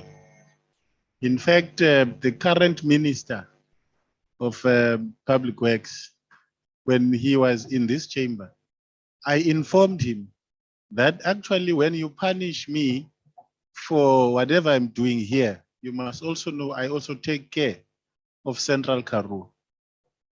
It's an issue that was requested and raised by the provincial government because of capacity constraints in the Central Karoo. Now, it affects Garden Route in the sense that certain people believe that we shouldn't be trying to help anyhow in the Central Karoo and resolve our problems here. I don't know if I must. Proceed. Proceed. Let the MM finish, Councillor Chengwa. I am only stating the facts. Whether that is the right thing to do or not is for another discussion. But the current situation is that the Garden Route District Municipality is expected by the provincial government to assist Central Karoo. And that's why we always tell everybody that just take note in our reports, you'll find Lainsburg. Even the Auditor General, we told them when they were surprised that, why are you working in Lainsburg? And we explained. It is a matter that the minister currently has said is going to address, to say, you are stretching Garden Route too much. If Central Karoo collapses on its own, let's deal with that. But our situation is that we are stressed to Lainsburg, Councillor Tengo. It is our reality. And as decision makers, I think it's for this council to reflect on that, get more information, take the right decisions. The minister has said he's also looking at it because it means that HOD of Garden Route works in 2 districts. My staff, we have to manage them beyond our borders. And that is the current situation, unfortunately. Thank you, Speaker. MM, thank you for that. But in defense of our councillors, you've made a statement by saying that it has been reported over and over and over. You must remember that we are new. It's a new council, and this is the first time, I think, that we are being informed that we are also covering the Central Karoo. So now we know. My apologies, Speaker. Thank you. You know, when I look at Councillor Tsengo, I've seen him so many years in this chamber. So I thought he could remember that as well. My apologies, Speaker. Follow up, Councillor Chengwa, then Councillor Matika, then the Mayor. Speaker, thank you very much. I'm very happy, Speaker. The MM is very clear in his response. He is helping, is assisting Central Karoo. You know, and now, Mr. Mayor, I want to make a request that the MM is quite correct. I think we need to take a decision. It can't be correct that whilst in this Garden Road we are sitting with very bad roads which are on a very bad condition. You know, we neglect our own roads, just go and assist other people because the MEC, the MEC as the what you call it, just explained, they've made that request. That is not sitting well with me. I think I must register here, MM. I'm taking note of what you have said, but I think we need to debate this thing, number one. It can't be correct. It's not acceptable. As a councillor serving here, I do not accept. I take that as a nonsense. You know, whilst our roads, and I must repeat it again. We are sitting with bad roads here. And I've taken note, MM, what you have just explained. I mean, it's a call from the MEC, and I believe it's the MEC of Transport. I'm not sure who's the MEC now, whether it's Fritz or Matikizela. You know, I mean, while I think we need to reconsider. Thank you, Councillor. That particular arrangement. Thank you, Councillor Chengwa. Councillor Matika. And secondly, Councillor, Speaker, don't please come Speaker, I'm finishing now. come to the end of the I'm debate, finishing. please. Speaker, I want to understand from the chairperson of Portfolio Chair, when are you guys coming to NISA and sort the roads there?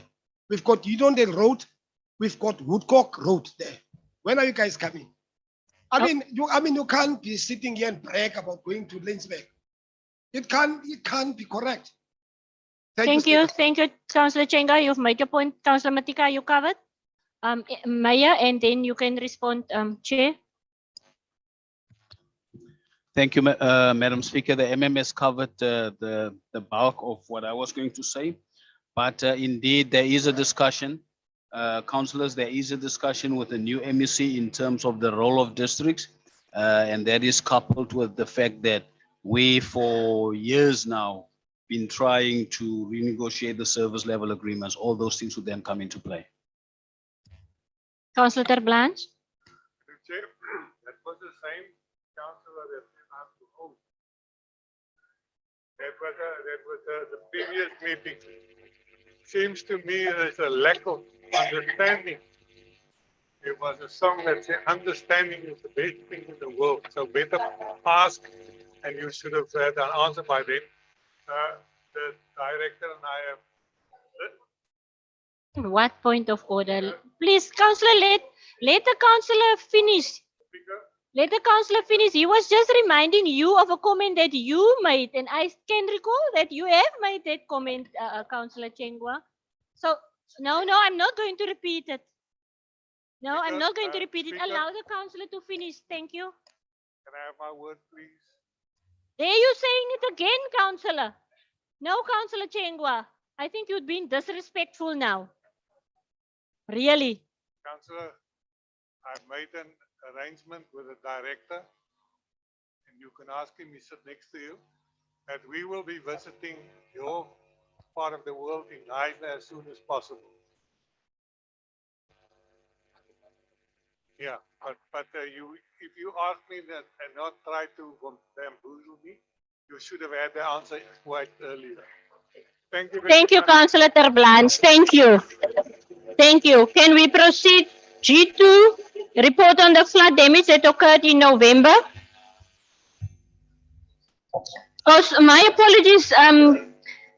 Yes, we're going to take both, and we're going to, you are the proposer, and then we just get a second. The MM? The councillor has proposed that you take them both at the same time. Yes, we will do that. Thank you. G2? Weet jy wat gaan nou hier aan nie maar? It was a long day. G2?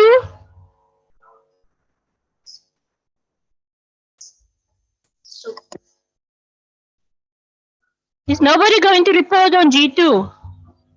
On the flood damage? Have we done that? Yes.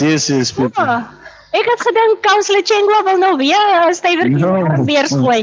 So, Councillor Ter Blanche, I've proposed, can we get a seconder for both items? Yeah. Thank you, Deputy Mayor. Section H.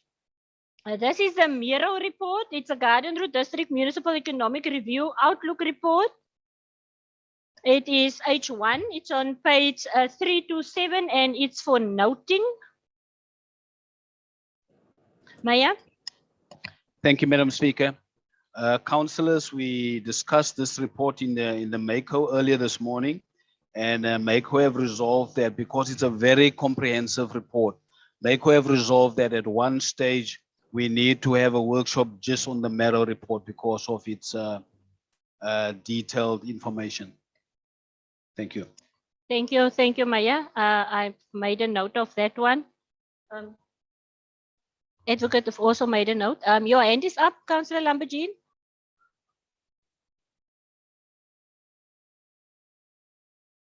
Thank you. Thank you. So, Councillor Lechaba is seconding that, and the report is only for noting. Councillors, if there is no other business that you want to raise or a point that you want to maybe make us aware of, the meeting is adjourned. Thank you.